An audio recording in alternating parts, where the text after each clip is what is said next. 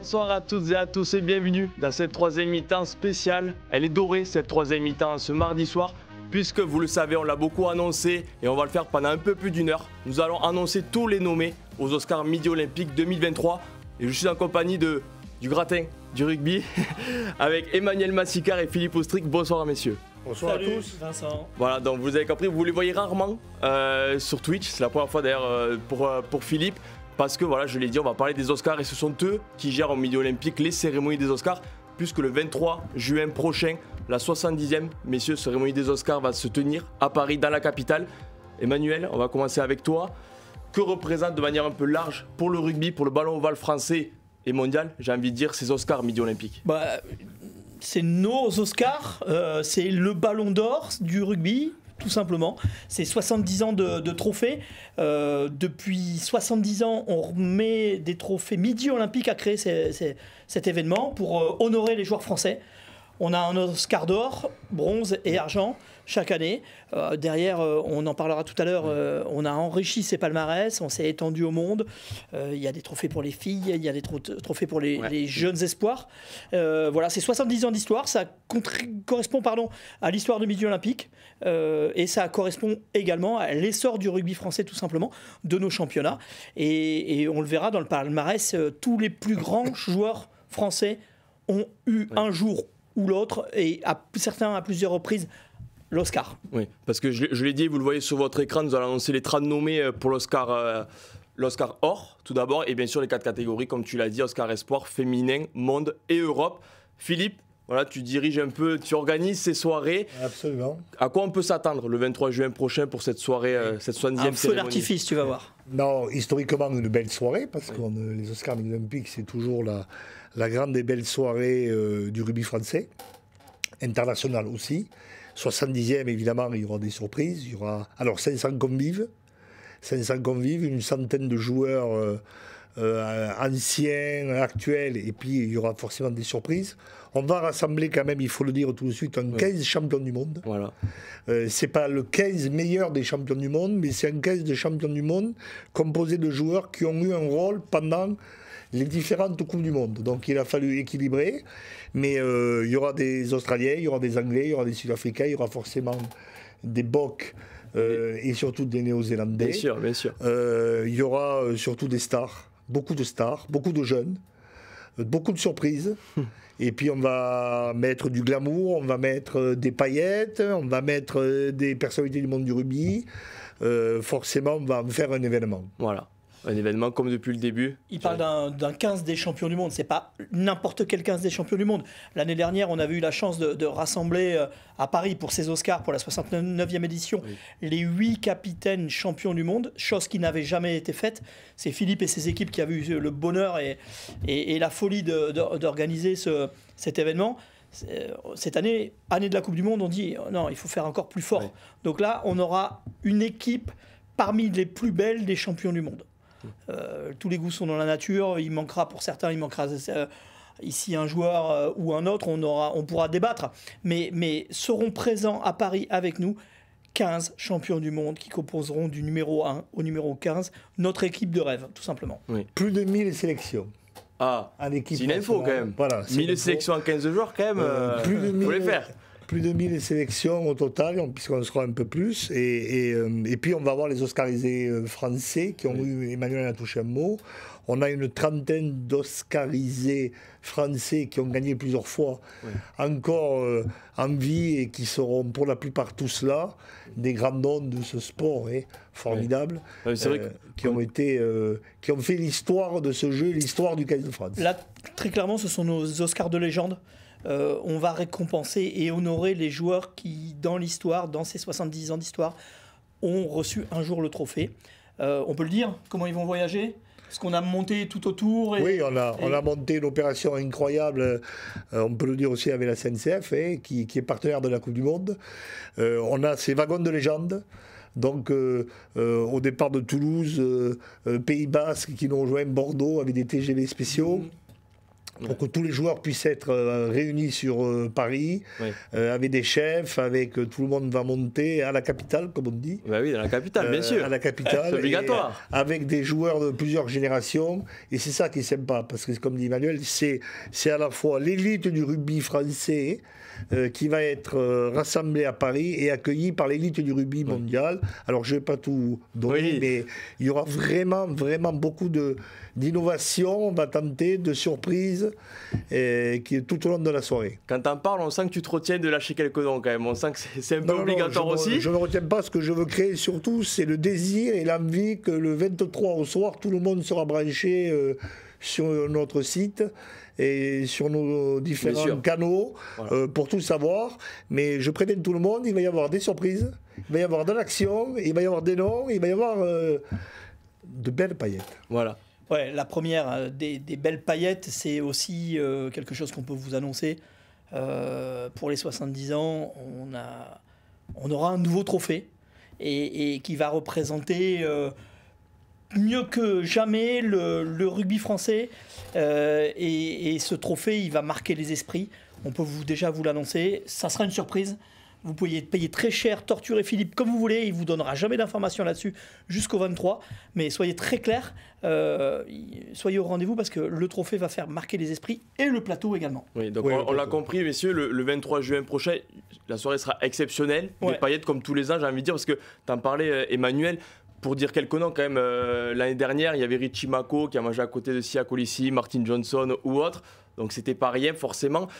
Au niveau des joueurs, vous qui en avez côtoyé pendant plusieurs années, on suppose que vous discutez forcément énormément avec eux. Une fois qu'ils ont cet Oscar dans les mains, ça représente quelque chose. Dans une carrière, on sait que Grégory Aldrit a dit qu'il était très fier de l'Oscar argent lors des 2 précédentes années. C'est exceptionnel pour un joueur de gagner un Oscar midi olympique. Ouais, tout à l'heure, je plaisantais en disant que c'était notre ballon d'or, mais il y a une forme de vérité aussi un petit peu, parce que c'est quelque chose qui représente l'aboutissement d'une saison, qui consacre parfois une carrière, et il y en a peu dans le monde du rugby de trophées. Avant, ça s'appelait les souliers Adidas, oui, absolument. Mais les joueurs les collectionnent, les joueurs les gardent de tout temps. Quand on retrouve des anciens et des modernes, ils nous disent « Ah ouais, j'ai eu un jour l'Oscar ». Philippe. Puis ce qu'il y a d'admirable, et puis on va les taquiner, ce qu'il y a d'admirable, c'est que la nouvelle génération est très intéressée par savoir. Antoine Dupont m'appelle 2 fois par jour pour savoir s'il va gagner un prix. Il n'aura pas d'infos. Et tu lui dis que non. Aldrid m'appelle maintenant souvent pour savoir est-ce qu'il va battre Antoine Dupont. Donc ils ont tous envie de savoir. Mais ils ne sauront rien jusqu'au 23. Et puis il y a forcément une demi-finale, il y a forcément une finale du championnat. Il y a un championnat à finir. À jouer. Ce qui est sûr, c'est que les votes sont là. Il y a une vraie concurrence. Les choses ne sont pas simples et donc ça suscite de l'attrait, de l'intérêt. Les Toulousains, les Rochelais, mais pas que, les Bordelais, les Parisiens. Et c'est ça qui est formidable. Vas-y. Dans l'ordre des valeurs, sur notre échelle des valeurs, le prix le plus fort, c'est l'Oscar d'or. C'est celui qu'on remet aux joueurs français depuis 70 ans. Derrière, il y aura un trophée monde, il y aura un trophée Europe, vous l'avez vu, vous le voyez aussi sur l'écran, on vous l'a expliqué. Il y aura l'espoir, le féminin. Mais voilà, notre trophée majeur, c'est l'Oscar d'or.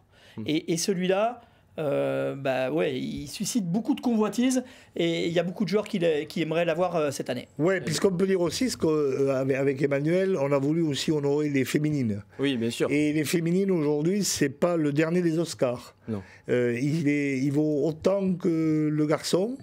On va les mettre, ces demoiselles et ces dames, au goût du jour un peu plus, chaque jour. Elles sont vraiment l'égale des hommes et donc elles seront traitées comme telles. Voilà. Pour revenir sur l'Oscar Or que tu dis, Manu, c'est une belle transition puisque je l'ai annoncé quand même, cette émission est faite pour ça. On va annoncer les 30 nommés à l'Oscar Or et on va annoncer les 5 premiers. Alors vous allez les avoir apparaître à l'écran. Il y aura 6 vagues, j'ai envie de dire, de 5 nommés qui en feront 30 bien sûr à la fin. On va découvrir ensemble les 5 nommés et merci messieurs, j'en profite pour vous remercier parce que vous allez être remplacés par 2 personnes que vous connaissez mieux, un peu plus sur Twitch, qui sont tout autant talentueuses, qui attendent dans le studio. Merci messieurs. Merci à vous et n'oubliez pas le 23, tous les jeunes, parce le 23. qu'il y a beaucoup de jeunes. Voilà, on y va pour les 5 premiers nommés. Salut.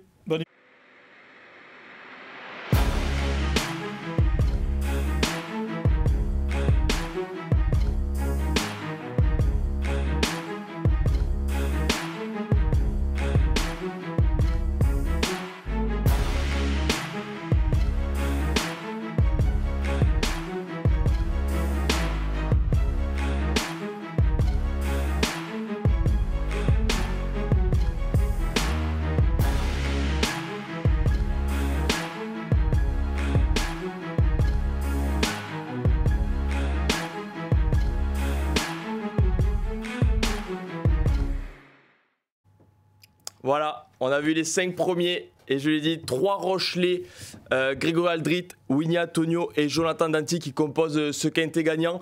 Et bien sûr, ils sont accompagnés de Léo Barré, le demi d'ouverture ou arrière du Stade Français, éliminé en barrage la semaine passée. Et le numéro 8, sud-africain Usari Kassim, qui est également nommé pour l'Oscar Or 2023. Ils nous ont rejoints, ils se sont dépêchés. Ils ont eu 40 secondes exactement, je ne vous cache rien, pour s'asseoir, mais ils sont bien là. Il y en a un qui s'est installé plus rapidement que l'autre quand même. On dira pas qui. Il faut le dire, il s'est mieux installé. Parce que tu m'as l'air un peu petit, on le voit pas à la caméra, mais c'est pas grave Yanis. Bonjour messieurs, Yanis Guillot et Maxime Gutiérrez. Vous les avez sûrement reconnus si vous suivez Midi Olympique et Rugby en masse sur Twitch.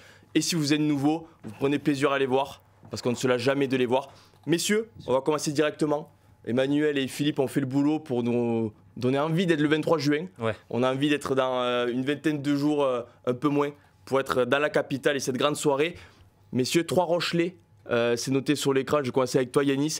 3 Rochelais, les 5 premiers, 3 champions d'Europe du coup il y a quelques semaines à Dublin, Grégory Aldrit, Winnie Antonio, Jonathan Danty. La Rochelle déjà en force. Ah ouais, puis c'est pas une surprise, mais c'est pas les 3 derniers des Rochelais quoi. On cite quand on parle de l'équipe de La Rochelle, Aldrit capitaine et puis 3e ligne de l'équipe de France. De toute façon, 3 internationaux. Hein. Bien évidemment, qui frottent sûrement la Coupe du Monde s'ils sont pas blessés, on leur souhaite pas. La Coupe du Monde, qui ont fait le tournoi. Donc oui, pas une surprise du tout. Danty, Antonio et Aldrit qui font tous les 3 une très belle saison, qui ont l'habitude de faire une très belle saison. Aldrit qui a été nommé pas mal de fois dans nos Oscars, qui pour l'instant n'a jamais gagné. Jamais décroché le Graal. Pour l'instant, c'est le Poulidor du rugby. Le Poulidor. Il est dur. Il est Oscar. Ouais, alors, Poulidor, individuellement à la limite. Individuellement, bien évidemment. Individuellement. Espérons pour lui qu'il gagne une course quand même. Si Grégory, tu m'entends, au niveau des Oscars, tu es Oscar argent les 2 dernières années. C'est une énorme performance. Beaucoup de joueurs aimeraient être à sa place. Hein. Pour quelques stats, quand même, Grégory Aldrit, c'est 29 matchs déjà cette saison. 26 titularisations entre équipe de France, Coupe d'Europe, top 14. Bon, c'est vrai que dans une période où on parle beaucoup du nombre de matchs des joueurs, notamment internationaux, bon, Grégory Aldrit, lui, il repousse les limites. Il a presque 2000 minutes sur le terrain. Yanis, voilà, encore une fois, pour s'arrêter un peu sur Grégory Aldrit. En tout début de saison, si tu te rappelles bien, on s'était quand même posé la question, est-ce qu'il va pouvoir reprendre comme l'année dernière ? Je crois qu'il a eu 1 ou 2 matchs où il n'était pas... ça reste Grégory Aldrit, hein, mais il n'était pas aussi dans l'avancée que les saisons précédentes. Et au final, sur la fin de saison, il a été encore plus impressionnant que par le passé. Forcément, on garde en tête la Champions Cup, puisqu'en top 14, au final, la Rochelle s'est plutôt bien débrouillée et a réussi à assurer le coup sur la fin. Mais en Champions Cup, dans les matchs décisifs, les phases finales, il a répondu présent. Et est-ce que ce sera pareil en demi ou en finale ? Ou être objectif quand même. On peut être objectif aussi, c'est vrai. Parce que voilà, genre favori, bien sûr, il y a le cœur qui parle souvent quand on vote dans ces cas-là. Mais on peut être objectif, on peut parler avec le cœur, vous faites comme vous voulez. Petite mauvaise nouvelle, alors je sais pas si on pouvait prendre que des joueurs de top 14. Déjà une mauvaise nouvelle pour les fans de Stéphane Hermitage par exemple, qui ne sera pas nommé parmi les 30 parce que c'est par alphabétique. Ah bah oui, c'est officiel. Donc c'est officiel. Ah oui, c'est vrai qu'on l'a pas précisé, mais Stéphane Hermitage ne sera pas. Les gens le savent, ils ont l'habitude des Oscars, de l'Oscar d'or, c'est que des joueurs qui jouent en top 14 ou pas. Que top 14 et que des joueurs qui évoluent en top 14. Par contre, leur saison globale est prise en compte, c'est-à-dire qu'on prend en compte leur performance en équipe de France, leur performance en Coupe d'Europe et leur performance en top 14.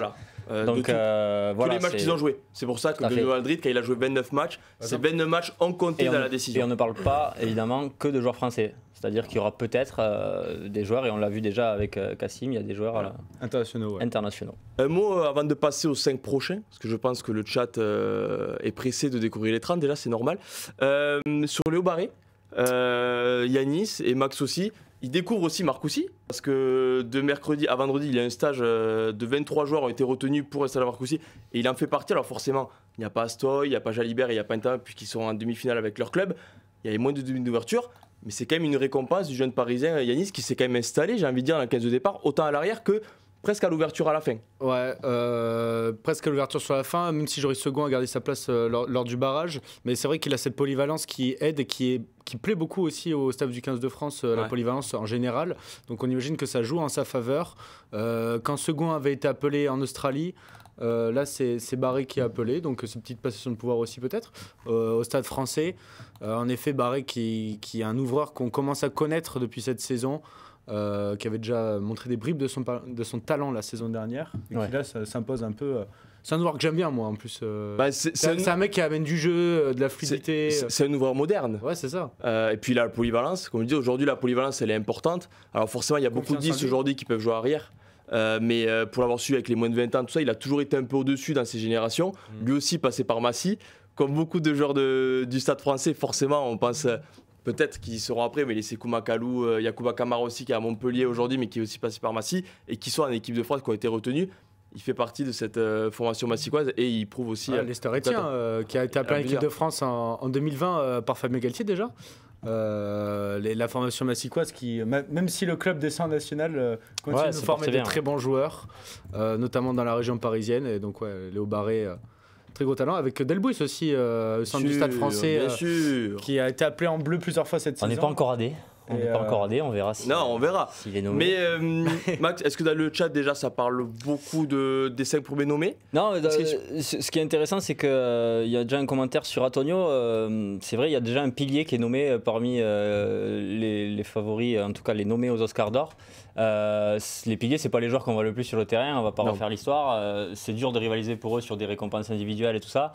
Et c'est Bambou Charlie qui est content de voir que Antonio est récompensé et parmi les 30 nommés à cet Oscar. Et il dit, par contre, il finit sa phrase en disant que Aldrit lui apparaît favori et le mériterait largement. Donc là, on n'en est pas encore là. Il a son rôle à jouer, Bambou Charlie. On connaît déjà peut-être un vote. On connaît peut-être un vote. Bambou Charlie. Grégory Aldrit, voilà, comme on l'a dit, Oscar argent dans les 2 précédentes années.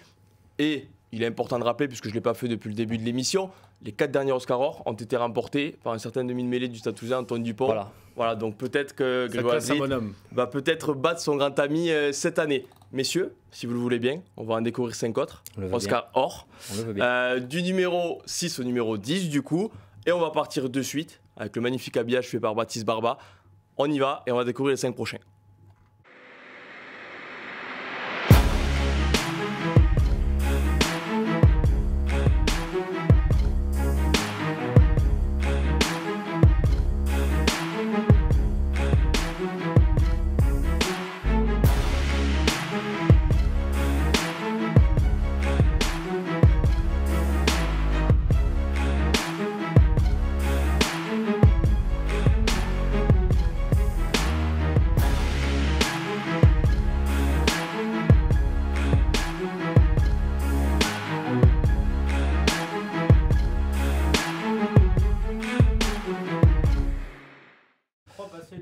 Tu crois qu'au début c'est 5 pointures, que tu feras pas mieux dans les 5 suivants, et en fait les 5 suivants c'est 5 pires voilà. Que des pointures. C'est costaud là. Donc les 5 nommés, vous les avez vus: Antoine Dupont, Thibaut Flamand pour les Toulousains, Julien Dumora, Gaël Ficou, un peu de bleu et un autre rouge, j'ai envie de dire Ethan Dumorti, une des révélations de la saison. Messieurs, on parlait de favoris, il y a forcément un autre grand favori qui s'est dégagé de cette liste. C'est bien évidemment, comme c'est marqué sur votre écran, Antoine Dupont, qui peut faire le 5 à la suite quand même. J'imagine que c'est Serge Blanco. C'est Serge Blanco qui en a 6 dans l'histoire. 6 Oscars d'or. Pour être précis, Antoine Dupont il a égalé Serge Blanco dans le fait d'en avoir 4 d'affilée. Serge Blanco en avait eu 2 avant, d'en avoir 4 autres. Du coup, voilà, Serge Blanco en tout en a 6. L'ancien arrière et le légendaire arrière du rugby français. Antoine Dupont n'est qu'à 4, j'ai envie de dire pour l'instant, mais c'est 4 d'affilée. Ouais, c'est classe un bonhomme. Mais comme je disais tout à l'heure, Antoine Dupont qui apparaît aussi comme un des tout grands favoris. Oui, et si on est honnête, je pense qu'il sera favori pendant de nombreuses années, chaque fois. Si, bien évidemment, on le dit à chaque fois, si les blessures épargnent un rugbyman, parce qu'on l'a vu notamment avec un très grand ami d'Antoine Dupont, Anthony Geloche, les blessures sont jamais bien loin sur un terrain de rugby. Mais Max, il a du boulot sur les réseaux sociaux. Vous le voyez, bien évidemment. Mais Yanis, forcément, Antoine Dupont, cette année, il n'a pas perdu en top 14 quand il était titulaire. Très belle stat. Que ça représente un homme. Alors, bien sûr, il y a les doublons, tout ça, on parle souvent de Toulouse, quand ils font tourner, ils s'inclinent de justesse, tout ça à l'extérieur. Antoine Dupont, lui, n'a pas perdu en tant que titulaire, à 9, mais aussi en 10, notamment à Clermont. Donc, forcément, il est devenu presque capitaine aussi, juste à Toulousain. Antoine Dupont, il est logiquement favori, encore une saison exceptionnelle. Il marche sur l'eau, mais on prend l'habitude, quoi. C'est fou de dire ça, parce que le mec, il n'y a que les Irlandais du Leinster pour lesquels on voit ça, les mecs qui perdent pas un match dans la saison. Là, Antoine Dupont, pas un match perdu titulaire. Je crois que les seules fois où il perd titulaire, ça doit être avec la France et en Champions Cup, non? Et oui, c'est ça. C'est avec la France en Irlande. Et du coup, au Leinster en demi-finale de Champions Cup, bien évidemment. C'est juste incroyable. Quelle chance on a d'avoir un joueur comme ça, quoi, dans notre rugby français. Ouais, de dire qu'on a plein de neufs en plus derrière et que le mec marche sur la concurrence, c'est même plus. C'est plus qu'une évidence. C'est une évidence qu'il soit là dans les 30, c'est une évidence, il n'y a même pas de débat. Mais les gens se demandent plus si cette année il va faire la passe de 5, quoi. Parce qu'on attend toujours évidemment des performances exceptionnelles d'Antoine Dupont. Et dans le chat, en tout cas, cette année, ils n'ont pas retrouvé l'Antoine Dupont qui retrouvait tous les ans, qui a gagné 4 fois d'affilée. Ils attendent de voir en demi et en finale ce qu'il va faire. Je vais dire un truc, mais j'étais à Stade Toulousain IBB. On était. J'étais à Stade Toulousain IBB. Donc bon, Dupont moins fort, c'est pas possible. Le mec, il a roulé sur tout le monde pendant 80 minutes. Il a donné la victoire à Toulouse. Donc le seul truc, oui, c'est, tu l'as dit, Toulouse, ça fait, s'ils gagnent pas le top 14 cette année, ça va faire 2 ans qu'ils n'ont pas de titre. Ouais. On a l'impression que c'est incroyable. C'est tout petit. C'est Toulouse. Donc c'est surtout qu'ils sont 30. Et pour reprendre un célèbre animateur français, il n'en restera qu'un à la fin pour l'Oscar Or. Et c'est peut-être aussi qu'il y a plus de concurrence à côté. On a parlé forcément Aldrit, pour ceux qui n'ont pas suivi, a été... Voilà. Si les Rochelais font le doublé... Il y a les doublés, comme l'ont dit Philippe et Emmanuel, il y a quand même les demi-finales et les finales top 14 et la finale, pardon, qui vont rentrer en compte. Tout ça, ça va compter. Dupont, si il l'emporte, parce qu'on rappelle, c'est le vote des passionnés de rugby, donc voilà. S'il l'emporte, il n'y aura rien de scandaleux, mais il y a beaucoup de concurrence aussi cette année. Et peut-être qu'il va un peu jouir justement de cette image de chouchou du public français pour qu'il ait vos votes, quoi. Mais puis il y a aussi objectivement, si un Rochelais gagne si un joueur de La Rochelle qui gagne 2 titres, ce sera aussi peut-être ça va peser dans la balance pour équilibrer les débats par rapport à l'image, quoi. Dans les autres, à côté quand même, pour le répéter, pour ceux qui n'ont pas suivi, bien sûr, il y a Gaël Ficou, Thibaut Flamand, bien évidemment, on ne peut pas parler de tout le monde, on s'excuse aussi, on ne peut pas parler des 30 joueurs. Il y a 1500 personnes en live, donc bien sûr. Les gens veulent entendre parler de tout le monde. Il y a Thibaut Flamand du tournoi, Flamand et Ficou. Qui fait une saison un peu moins flamboyante en club, Flamand que... Embêté par les blessures. Embêté par les blessures, bien sûr, mais ça fait partie du jeu. Pour le coup, lui, c'est vraiment le mec qui a fait le tournoi parfait. Embêté par les blessures, Gaël Ficou, et je voulais revenir, il y a Julien Dumora. Je répète, on ne parle pas d'âge à Julien Dumora, qui a prolongé son contrat encore avec le Castres Olympique. Et toi qui aimes le panache, Max, Ethan Dumortier aussi. Ethan Dumortier, cette année, 28 matchs, 17 essais. 17 essais, non mais 17 essais. Incroyable. Donc, Ethan Dumortier, il avait déjà joué quand même les saisons précédentes avec Lyon, il faut le dire, en équipe première. Cette année, c'est une des révélations de la saison. Autant en club qu'en équipe de France, puisque... On n'aime pas dire ce mot, mais il a profité entre guillemets des blessures de Gabin Villiers pour s'installer à l'aile sur l'aile gauche de l'équipe de France. Tu l'as dit, il s'est installé. Durant le tournoi, et il a répondu présent. On a envie de dire, voilà, c'est aussi logique. Ethan Dumortier est devenu, aujourd'hui, il a changé de dimension. C'est devenu une vraie référence au poste d'ailier en top 14 et dans le rugby international. Tu viens de le dire, il a répondu présent, quoi. Le mec, il a assumé, il a 22 ans, il va sur ses 23. Il a 22 ans, oui, je l'ai noté, il a 22 ans. Il est de 2000, une très belle année. Tu le sais, Yannis, une très belle année. Non, il va sur ses 23 et le mec, il a explosé en top 14. Et puis, c'est pas un ailier qui est bien placé, quoi. Il est bien placé, mais qui a les bons ballons au bon moment pour marquer, qui a juste à aplatir. Il a une très grosse qualité, notamment dans le jeu en l'air. Il faut dire qu'il est grand, je crois qu'il fait plus d'1m90. Oui, c'est vrai, il est très grand. Chose qu'il partage avec son compère Léo Berdeux, qui est en club. Et puis, très bon, très disponible, bon en défense, capable de semer la panique. Il a marqué contre Bordeaux en demi. Et surtout, il peut jouer centre. Il a joué beaucoup centre. Il a joué arrière. Il a mis un essai exceptionnel au poste d'arrière sur le terrain des Saracens. C'est quand même pas rien. Donc là aussi, on va aussi beaucoup parler de polyvalence dans cette émission parce que le rugby moderne veut la polyvalence. Lui là, alors bien sûr, il est surtout ailier avec Lyon. On a vu aussi Tousseva qui a été décalé au centre. Mais voilà, il peut jouer énormément de postes et c'est très bien. Et ce qui est très flatteur pour lui, c'est que, rappelle-toi, pendant le tournoi notamment, on l'a comparé, on l'a confondu même sur certaines actions avec Penaud. Ouais, c'est vrai. Et ça dit que quand même, le gamin, il a des choses à... Je dis le gamin alors le gamin. Il a mon âge. Mais il a des choses en lui, quoi. Et, le gamin. Et voilà, il est en train de marquer un peu cette année de son empreinte. Comme le font de toute façon à peu près les 30 nommés, même Julien Dumora, j'ai envie de dire, est-ce que le pompier va éteindre le feu toulousain ou Rochelais pour décrocher le... Il est à sa place, Dumortier, de toute façon, il est à sa place clairement, quoi. Il est à sa place et il aura peut-être sa place aussi dans le squad français pour la Coupe du Monde. on lui souhaite. Si pas de blessure, normalement, ça pourrait le faire. Ça pourrait le faire. On va mettre du conditionnel puisqu'il reste quand même quelques temps. Parce que je voulais en parler au début de l'émission, il y a quand même une belle semaine qui nous attend. On va dire du 17 au 23, puisqu'il y aura le 17, la finale du top 14, le 21, la liste des sélectionnés, des 42 pour la Coupe du Monde pour l'équipe de France. Et bien sûr, l'événement le plus important, c'est le 23 juin. Alors moi, j'ai une question avec la cérémonie des Oscars Midi Olympique. Est-ce que vous préférez est-ce que tu penses que les joueurs préfèrent être sélectionnés pour l'équipe de France, la première sélection pour la Coupe du Monde, ou pour les Oscars Middle, être invités Les deux. Les deux, parce déjà, que Philippe l'a dit, il y aura peut-être des internationaux français qui seront sélectionnés, qui pourront être peut-être à la cérémonie des Oscars. Messieurs, on va passer à une première catégorie, on va dire, sur le côté, vous le voyez, c'est l'Oscar Espoir. Ils sont 4 à être nommés. On met un peu en pause les 30 nommés. Ce sera notre fil conducteur de l'émission, vous l'aurez compris. On terminera avec les 5 derniers des 30. Et bien sûr, l'Oscar Espoir. Baptiste est prêt en régie. On y va pour les 4 nommés de l'Oscar Espoir.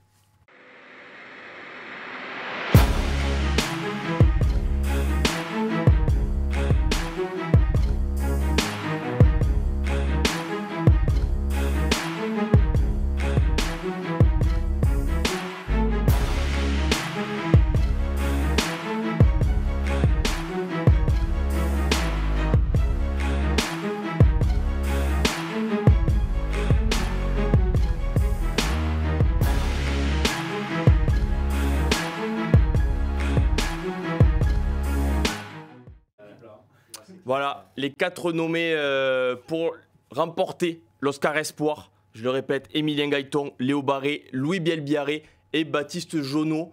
Il y a du talent au mètre carré, il y a de la révélation au mètre carré, forcément. Puisque s'ils sont là, c'est qu'ils sont espoirs. Ils sont jeunes, mais ils sont surtout talentueux, Yanis. J'ai surtout envie de m'arrêter. On est obligé sur Emilien Gaëton, le Palois, l'ancien Agenais, qui a débuté le rugby du côté de Cahors, il me semble. 16 essais cette année, 14 en top 14, 2 avec l'équipe de France des moins de 20 ans durant le tournoi, capitaine des U20. Bon, ça classe un joueur et encore une fois, c'est logique qu'il soit ici. Déjà, très belle ligne arrière, hein, les 4, si tu les mets ligne 3/4 dans ton équipe, t'es plutôt bien. Oui. Mais ce qui m'impressionne avec Gaëton, c'est que quand il était avec Agen, il m'a pas autant tapé dans l'œil que ce qu'il a fait en top 14. C'est-à-dire que, alors je sais pas si c'est très clair, mais explique-toi. En top 14, il a vraiment passé un cap et assumé ce cap. Et même s'il a été aussi bien mis... bien mis en évidence par le collectif palois, oui. Mais par sa vitesse, il a joué parfois centre, parfois ailier. Même ailier, on se pose des questions, mais tu sais, ceux qui le connaissent pas trop, il joue ailier, il joue ailier, il te plante un doublé. Dans la lecture du jeu, même défensivement, franchement, le mec, il n'y a rien à dire. Meilleur marqueur du top 14, quand même. Bah oui, clairement. Avec la section paloise, c'est pas rien, c'est pas une équipe qui joue. Et d'ailleurs, il a grandement participé au maintien de Pau. Je veux rebondir sur ce que tu dis. Pour toi, à Agen et encore à Pau, est-ce qu'il y avait la petite crainte physique sur Emilien Gaëton? Quand on voit les centres aujourd'hui, certains centres du top 14, est-ce que tu avais une crainte de se dire est-ce qu'il aura les épaules pour assumer dès sa première année en top 14, même quelques matchs? Au final, il est titulaire indiscutable, c'est le meilleur palois cette année. En vrai, pas trop, même pas trop. Je sais pas, je veux pas t'assassiner. Ah, mais pas du tout, mais c'est une question. La question, je me la pose plus pour Louis Bielbiarré, par exemple, dont on va parler après, que sur Emilien Gaëton, qui est quand même assez solide de base. Oui. Il est pas énorme, c'est pas Tussova, hein, mais il est plutôt solide. Et puis il faut qu'il garde quand même sa vitesse et son explosivité dans le déplacement pour pouvoir jouer son jeu. Donc je pense pas que prendre trop de muscles soit non plus la solution. Donc non, mais comme je dis, à Agen, on me l'avait Malchevich que pour le nommer, qui est notre correspondant à Agen. Très fort, m'avait dit qu'il était c'était une pépite et tout quand j'avais regardé un Montauban, Agen Montauban, et il m'avait pas trop impressionné Gaëton, et au final il répond présent. Ah, incroyable. Donc voilà, Emilien, tu as convaincu Yanis comme beaucoup d'entre nous, et c'est important de le dire aussi. C'est pas moi qu'il faut convaincre, c'est Fabien Galtier. Non, le vainqueur de l'Oscar Espoir sera lui déterminé par la rédaction du Midi Olympique. Ouais, c'est ça. Voilà. Vous votez pour les gens votent pour l'Oscar d'or parmi les 30 nommés. Par contre, les Oscars, on va pas qualifier d'annexes parce qu'ils sont très importants. Pas du tout, non, oui. Espoir féminin, Europe et Monde sont eux décernés par la rédaction du Midi Olympique. Donc là, on est sur les 4 finalistes et on connaîtra le vainqueur le 23 juin lors de la cérémonie. Bien sûr. Et il y en a beaucoup qui ne sont pas encore déterminés. Voilà. Il y en a beaucoup qui sont certains, et notamment le prochain. sur toi, Max, parce que je vais te vendre comme l'homme qui aime le panache. Parce que tu aimes te vendre comme ça. L'homme qui est fan des joueurs un peu virevoltants. Non, mais il y a Louis Belbiaré qui a encore de bonnes choses à jouer. Qui est demi-finale. Tu seras au stade ce week-end, il faut le dire aussi. Je serai au stade ce week-end à la Reale Arena. Arena, non pas à Saint-Sébastien, puis le stade Anoeta, même si on aime bien le dire, mais bon, ça c'est pour les puristes. Louis Belbiaré, il a quand même une belle saison qui l'attend. Et arrière-ailier, lui aussi, comme Emilien Gaëtan, alors moins d'essais, mais tout aussi fort. Ouais, une belle saison qui l'attend. Tu t'as dit qu'il attend, mais la belle saison, il l'a déjà faite. Là, il a déjà fait, une bonne saison. Il a une phase finale qui l'attend où il peut encore briller aux yeux du grand public. Il est arrivé un peu inattendu, Louis Belbiaré. En fait, il s'est imposé de manière incroyable dans l'effectif de Bordeaux. Aujourd'hui, on sait qu'au complet, dans l'effectif bordelais, il y a peut-être un petit doute, peut-être un petit débat avec parce qu'il peut jouer à l'aile et à l'arrière. Donc il y a peut-être un petit débat avec Romain Buros, avec Tamboué ou avec Cordero. Mais Belbiaré, pour l'enlever du 15 de départ, j'ai l'impression que l'équipe de Bordeaux, toi Yanis qui est l'expert bordelais. Début de saison, il était sur le banc, mais fin de saison, il était devant Tamboué. Voilà, il démarre toujours maintenant. Devant Tamboué, bon. Peut-être que là, après le barrage, Tamboué a fait comprendre au staff qu'il valait mieux le mettre sur le terrain. Mais bon. Buros revient de blessure, donc je pense qu'on verra Belbiaré. Ok, c'est peut-être une petite info, vous le retenez. Les gens mettent Emilien Gaëtan comme favori. Ils s'étonnent, certains s'étonnent. Alors c'est dur quand il y a une sélection de 4 joueurs. Ne nous mettez pas en porte-à-faux. Non, mais il y a toujours des absents. On est là pour aussi en parler. On est là pour en parler aussi et assumer les choix de la rédaction. Mathis Ferté n'est pas cité. Ferté, certains s'étonnent de ne pas voir Mathis Ferté. Mais c'est vrai que c'est aussi compliqué. Il a fait une grosse fin de saison avec le CAB, malgré les résultats collectifs de son club. Il aurait pu y être, je pense, pour avoir été un peu dans cette sélection-là et en ayant vu les débats, Mathis Ferté, il est vraiment pas loin de faire partie des 4 finalistes. Oui, on peut citer Carbonneau aussi à Brive. Oui, non, mais des jeunes brivistes, il y a eu très bons. Ouais. Des très bons jeunes brivistes. Après, j'ai l'impression que Ferté, même si je trouve que c'est un très très bon joueur, a quand même moins compté dans la saison du CAB que Belbiaré ou Gaëtan dans la saison de Pau et Bordeaux, tu vois, par exemple. Oui. Ou que Barré dans la saison du Stade Français. D'ailleurs, aussi, c'est important de le dire, tu parlais de Coupe du Monde pour Emilien Gaëtan. Louis Belbiaré et Emilien Gaëtan n'ont pas été sélectionnés avec les moins de 20 ans. Ils ont été laissés à disposition du staff du 15 de France. Ça veut dire ce que ça veut dire. On sait que Sébastien Calvé, le manager des Bleuets, et Fabien Galtier discutent beaucoup. Donc, Fabien Galtier a dû conseiller à Sébastien Calvé ou lui demander de laisser Louis Belbiaré et Emilien Gaëtan de côté pour lui. Vous pensez qu'il y en a un qui peut faire la surprise et faire la Coupe du Monde ? Surprise, non. Pour moi, si. Pas une surprise. Pour moi, ce sera même plus cruel qu'il ne passe pas. C'est pas une surprise, mais ils n'ont pas non plus. C'est pas des cadres de l'équipe de France. Ils n'ont pas une sélection derrière eux. Pour être honnête, dans un groupe resserré comme celui d'une Coupe du Monde, la polyvalence de Gaëtan centre-ailier va beaucoup l'aider, je pense, dans le choix. Mais j'ai peur que Louis Belbiaré ne fasse aucune Coupe du Monde. J'en ai déjà parlé avec Yanis. Aucune Coupe du Monde Non, parce qu'il ne va pas faire celle des moins de 20 ans. Il fait pas celle qui va être laissé à disposition. On parle de cette année. Bien sûr que oui. Parce que là, moi, je me suis dit, tu lui assassines sa carrière d'entrée. Pas du tout. Lui il a le talent pour en faire plusieurs autres. J'ai très peur. Il est titulaire à la prochaine, de toute façon. Voilà. Non, mais ce ne sera pas une surprise de voir Emilien Gaëtan, je lui souhaite. Il en a parlé dans le journal Midi Olympique et sur midiolympique.fr si vous voulez aller retrouver ses propos. Fabien Galtier a demandé d'être gourmand. Oui. Il a été gourmand cette saison en top 14, gourmand d'essai. Il n'a jamais été rassasié. Donc, faut pas qu'il croque trop. Oh là, c'est dur à dire. C'est un AVC là. Qui croque trop la feuille de match quand même. Qui mange trop. Putain, on dit quoi ? Croque ou mange ? Et qui on parle entre Stéphane Hermitage. Parce qu'il a faim, il a demandé d'avoir faim. Ouh, ouais, j'étais pas non plus là. Stéphane Hermitage, j'ai croqué la feuille. Yanis Guillou, je sais pas si c'est la chaleur du studio, mais il nous reste encore beaucoup de monde à voir, Yanis. Donc, garde tes blagues. C'est facile. Ouais. Garde tes blagues.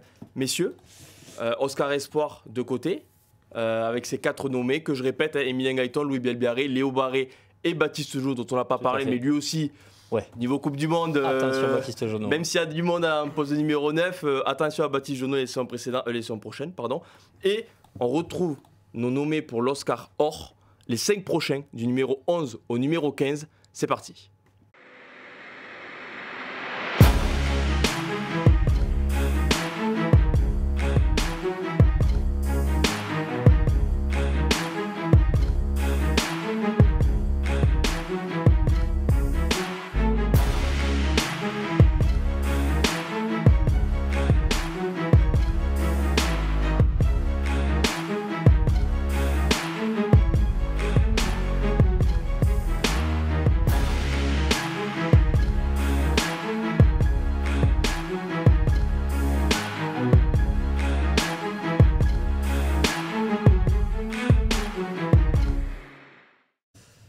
Voilà, du numéro 11 au numéro 15, je vais les rappeler Vous avez vu à l'image, Emilien Gaëton, on a déjà beaucoup parlé, mais il est là, bien sûr, dans les trades nommés pour l'Oscar Or, avec son coéquipier, Bekar Gorgadze, 3e ligne, l'ombre un peu au niveau du top 14. On n'en parle pas toujours, mais il est toujours là, le capitaine palois, et c'est légitime qu'il y soit. Antoine Astoy, bien évidemment, le demi d'ouverture de La Rochelle, champion d'Europe, lui aussi le 4e Rochelet. Facundo Issa, le 3e ligne argentin de Toulon, et Mathieu Jalibert, qui lui aussi verra la Real Arena de Saint-Sébastien avec les demi-finales du top 14, puisqu'il s'est brillamment qualifié sur la pelouse de Lyon ce dimanche.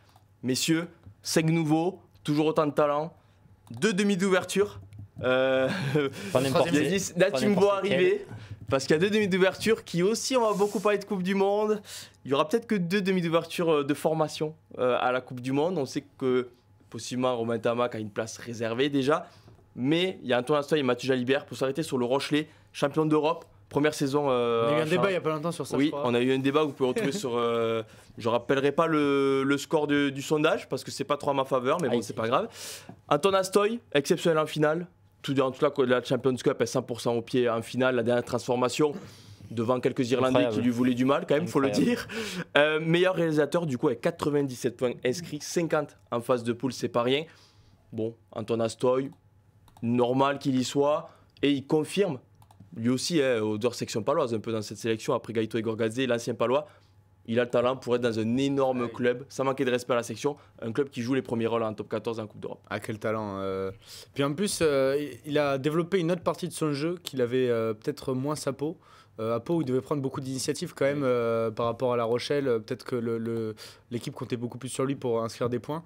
Mais c'est que là, on l'a vu beaucoup plus gestionnaire et meilleur dans l'animation, en tout cas dans le choix de l'alternance, que ce qu'il était à Pau, tout en gardant ses exploits personnels et ses essais de 80 mètres. Contre Pau, il met un essai de ouf, je crois. Bah oui, il met un essai de fou furieux. On se rappelle de son match à Ulster, dans une Aviva Stadium vide. Donc il a découvert l'Aviva Stadium vide en phase de poule, un match reporté, on va dire, d'un jour.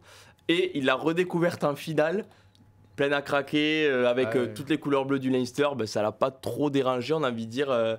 Max, je sais pas si tu peux un peu intervenir. On sait que tu as beaucoup de travail. Je lis le chat, en même temps je publie les visuels dénommés. D'ailleurs, les visus qui sont très bien faits. On va rendre à César ce qu'appartient à César, à Julien Gère et Maxime Gutiérrez. Vous savez pas comment ils en ont tué pour les faire. Voilà, qui ont beaucoup travaillé pour les faire ces derniers jours. Donc voilà, il faut rendre à César ce qu'appartient à César. Le chat parle beaucoup d'Astoy, qui a pris une nouvelle dimension cette année. Ils le mettent un peu en opposition à Jalibert, qui lui a fait une saison embêté par les blessures, on peut le dire. C'est la chose qui l'a embêté cette année, mais moins en vue que les saisons précédentes. C'est évident que c'est les blessures qui l'ont empêché de montrer son talent. Par contre, quand il revient en pleine position de ses moyens et qu'il va jouer un barrage décisif pour son club... C'est ce que j'allais dire. Allez dire aux Lyonnais qui... Jalibert, il fait une saison mitigée. Oui, on l'a vu en barrage, Jalibert. 17 courses d'ailleurs, stat. 17 courses ce dimanche pour Mathieu Jalibert. C'est le plus haut total de la rencontre avec Toby Arnold. Et c'est pour un demi d'ouverture, le précédent record de la saison pour un demi d'ouverture, nombre de courses, c'était déjà Mathieu Jalibert face à Pau en fin de saison, 21 courses.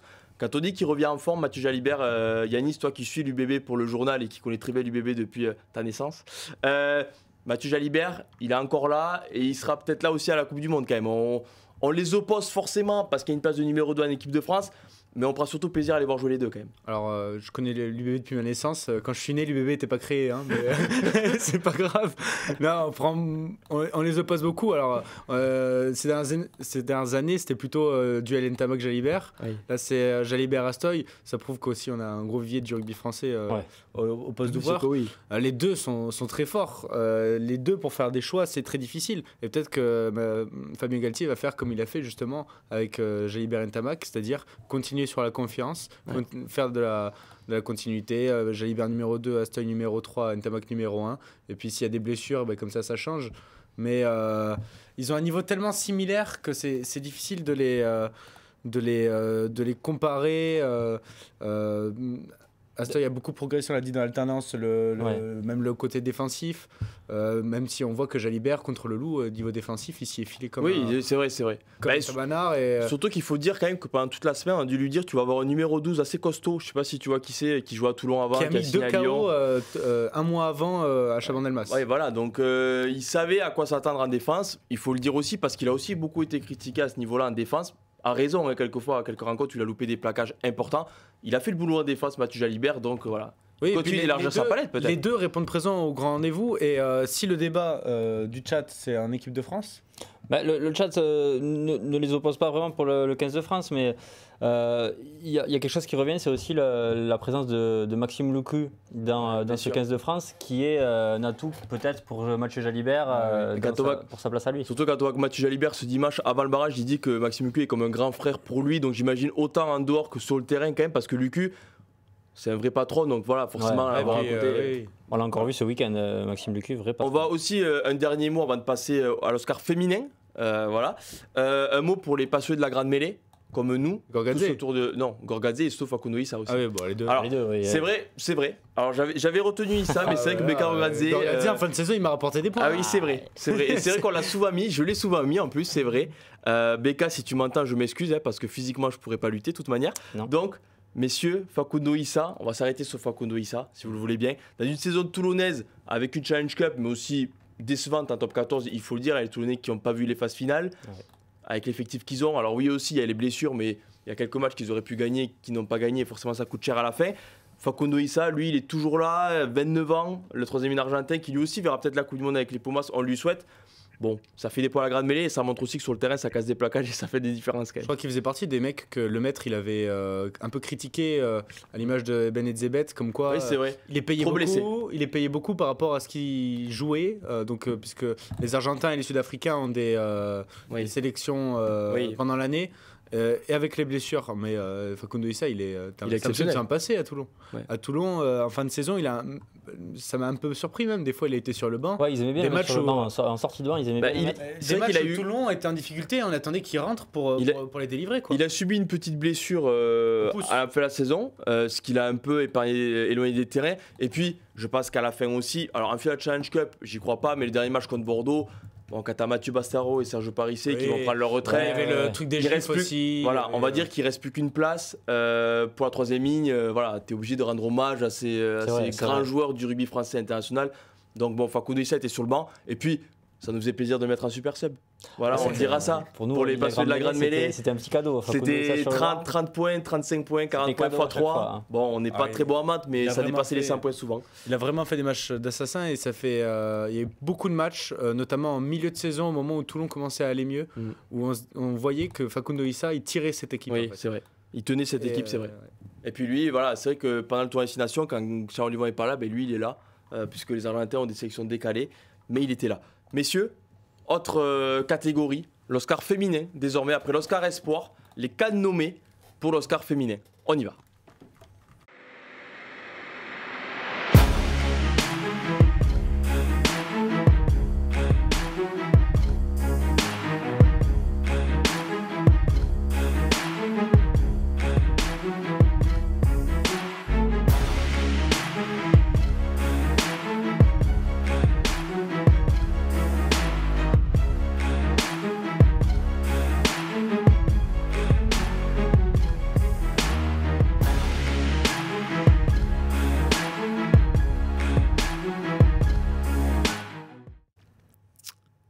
Voilà.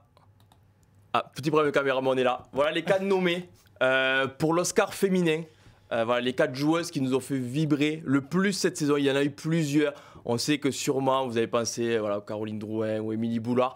On ne peut pas toutes les mettre, mais voilà, les 4 qui y sont très talentueuses également. Pour les répéter, quand même, Gabrielle Vernier, Agathe Socha, Gaëlle Hermé et Cyrielle Banet.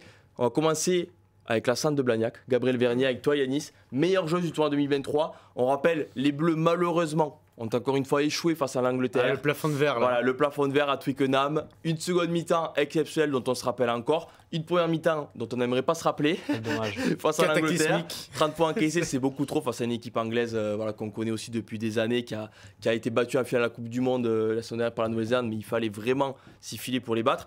Gabriel Vernier, du coup, même si la France n'a pas été titrée, meilleur jeu du tournoi, elle a marché sur tout le monde au centre. En club, elle est en finale du championnat de France, on le rappelle aussi, il y a Blagnac qui affrontera le Stade Bordelais. Bon, je vais prendre une take. Pour moi, Gabi Vernier, c'est la meilleure défenseur du monde actuellement en rugby féminin. Ok. Au centre, impassable, tout le tournoi ultra régulière. Ouais, c'est vrai. Tu peux juste pas casser son placard. Pourtant, avec un gabarit qui annonce qui est pas. pas impressionnant. Qui est pas impressionnant, mais très bonne technique, très bonne lecture du jeu, très bon placement. Elle était avec, il me semble, Ménager au centre durant tout le tournoi. Marine Ménager, oui. Et complémentaires les deux. Vernier qui a su adapter son jeu avec Ménager en la laissant parfois péter, lui donner la gonfle. Ménager qui est plutôt un bulldozer et Vernier qui alternait. Et puis elle a aussi du peps en vrai. Capable de mettre des 4 depth, de faire des différences, de mettre les crochets. D'ailleurs, Gabriel Vernier qui a mis un essai de 80 mètres ce week-end avec Blagnac contre Romagna. Donc voilà, si vous voulez aller voir l'essai de 80 mètres en contre, c'est vrai, mais il fallait mettre les cannes. Très belle finale d'ailleurs qui nous attend. Bah oui, Stade Bordelais, Blagnac, un peu la logique aussi. Qui se jouera à Bordeaux, un peu, ça Saint-Germain. Oui, il me semble. Donc voilà, toi, tu es aussi le Stade Bordelais. Écoute, je vais me permettre de rappeler pour les gens le palmarès de cet Oscar féminin. Bien sûr. C'est la 10e édition, il existe depuis 2014. Et personne ne l'a encore gagné 2 fois. Et on aura certainement, en tout cas Gaëlle Hermé prétend à le gagner pour une 2e fois. 2014, Safi Ndiaye. 2015, c'était Elodie Poublan. 2016, Koumba Diallo. 2017, Lénaïque Corson. 2018, Jessie Trémoulière, qui était en même temps élue meilleure joueuse. Et à qui il faut rendre hommage, puisqu'elle va prendre sa retraite. Elle a pris sa retraite ce week-end, donc il faut elle a perdu, donc oui. Oui, elle a perdu. 2019, Pauline Bourdon, qui ne fera pas le doublé cette année, qui était pas loin d'être dans les finalistes aussi, qui a fait une belle saison. 2020, Gaëlle Hermé, donc prétendante encore cette année. 2021, Camille Grassino et 2022, Laure Sensus. Voilà. Donc voilà, Jessie Trémoulière fait une carrière internationale. Il faut le répéter. Donc fait une carrière internationale, Jessie Trémoulière. Mais c'est vrai que tu le rappelles. Et d'ailleurs, sur Rugbyrama, vous avez tout le palmarès depuis 2000. Oui. Oscar or. Oscar féminin. D'ailleurs, si on salue Trémoulière, on salue Lénaïque Corson, qui prend sa carrière pour le coup tout court. Sa retraite. Elle a pris sa carrière. Sa fin de carrière. Non, mais je vais m'arrêter sur Gaëlle Hermé, qui n'est plus capitaine, avec le nouveau duo d'entraîneurs qui arrive à la tête du Caisse de France féminin, Ortiz-Mignot, mais qui pendant le tournoi a quand même répondu présent. Et elle a toujours dit, je suis plus capitaine, ok. Mais voilà, aujourd'hui je suis une soldat, je suis aussi encore une cadre de vestiaire, c'est normal. Mais sur le terrain quand même, on voyait qu'elle faisait partie des 4-5 joueuses qui tiraient cette équipe. Et bien sûr Gaëlle Hermé qui vient du Tarn aussi, originaire, donc c'est important de rappeler les compères du département, quoi. Ah oui, impact physique au sein d'Impact qui de toute façon a su trouver son équilibre et avancer au cours du tournoi. Faut dire que dans ce tournoi, si on parle de l'équipe de France, dans ce tournoi il y a eu beaucoup d'écarts de niveau aussi à un moment. Comme d'habitude, un peu comme d'habitude. C'est un peu le regret souvent. C'était un peu galère contre l'Italie pour les filles. Mais après oui, c'est vrai que l'Écosse et le Pays de Galles. L'Écosse et le Pays de Galles, c'est un peu plus compliqué pour rivaliser, même si c'est vrai que le niveau se resserre un peu chaque année, mais c'est vrai que dans des matchs comme ça, Gaëlle Hermé a été exceptionnelle. Gaëlle Hermé exceptionnelle, et puis au plaquage forcément. Et elle a cette expérience. T'as peur des gros plaqueurs, non? Parce qu'il parle que des gros plaquages. Écoute, moi le rugby, c'est les plaquages, c'est les copains et les plaquages. Non, et puis elle a ce truc si tu veux, je parle offensivement. Alors c'est tout bête à dire, mais ça me fait penser à Charles Olivon. Genre, elle est bien placée pour finir les actions. Ah, c'est vrai. Oui, c'est vrai. Elle est tout le temps en bon soutien pour après finir le coup, quoi. Non, je suis d'accord. C'est un truc qui marque chez elle. Non, c'est vrai. Maintenant que tu le dis, il y a des essais à Grenoble, je me rappelle, comme le Pays de Galles, où elle a la réception d'un coup de pied. C'est vrai que j'avais pas pensé, mais je suis d'accord avec toi, c'est rare. Putain. Yanis, je suis d'accord avec toi. Qu'est-ce qui nous arrive? Et je suis surpris que tu puisses parler du rugby offensif. Non, tu me surprends, mais bon, c'est pas grave. Les gens dans le chat voient bien Gabi Vernier en tant que favorite. On rappelle, on l'a déjà dit pour l'Oscar Espoir, ce sera pareil pour l'Oscar féminin, Oscar Europe et Oscar Monde. Les gens ne votent pas, le grand public ne vote pas, ils votent pour l'Oscar d'or. Donc ce sera décerné le 23 juin, cet Oscar féminin. Bien sûr. Et voilà, les gens voient Gabi Vernier, je vois Lara FT17, Yvan du rugby, beaucoup de gens dans le chat qui voient Vernier en tant que favori dans une suite logique de son tournoi. Beaucoup de gens aiment le rugby défensif. Voilà, enfin, je dis pas que Vernier est défensive, mais très fort défensivement. Tu vas lui dire qu'elle sait faire que ça, ouais. On verra comment ça va se passer pour toi. Ça va aller. Bon, mais Gabriel Vernier, favorite alors pour le chat. Apparemment. On verra. Et ensuite, voilà, Gaël Hermé, on en a parlé. Et mention honorable à Cyril Badet et à Gastocha qui concourent aussi pour rapporter cet Oscar. Bien sûr. Et légitimement. Bordelaise, bien sûr. Bien sûr. Toi, t'aimes la défense et Bordeaux, quoi. Voilà. C'est pour résumer. C'est une personne qui se résume facilement, Yanis. Messieurs, l'Oscar féminin est passé. On va passer au reste des Oscars hors sur les 30. On avance encore un peu plus avec les 5 nouveaux que vous allez voir apparaître à l'écran. On y va, on se retrouve dans quelques secondes.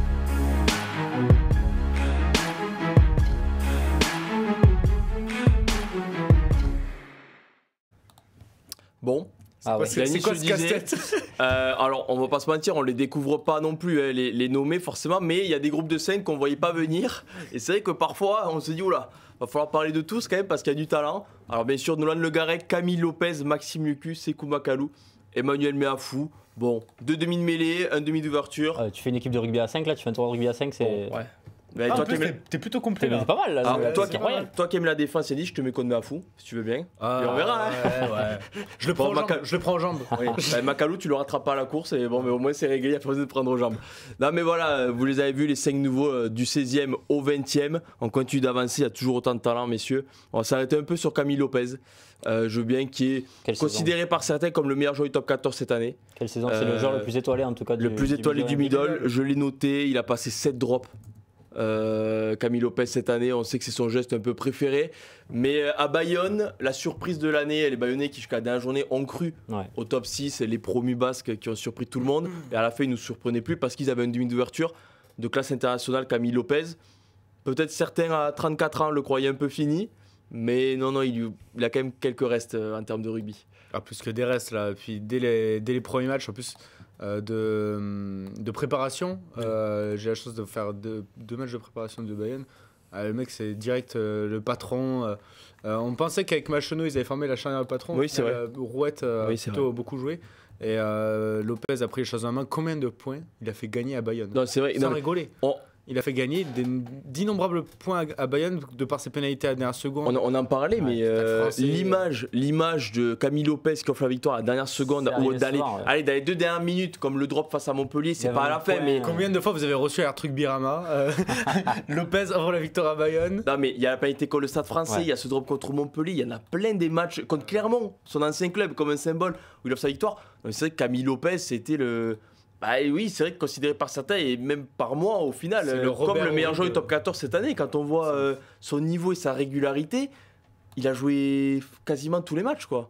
Si je sais pas s'il a pas joué tous les matchs. Il a joué tous les matchs, il me semble, il a été remplacé en quelques fois. Il en rate un, je crois. Okay. On va vérifier. On vérifie. On demande la VAR. Je pense qu'il en rate un. Et moi j'ai envie de te dire qu'il en rate pas. Il en rate pas.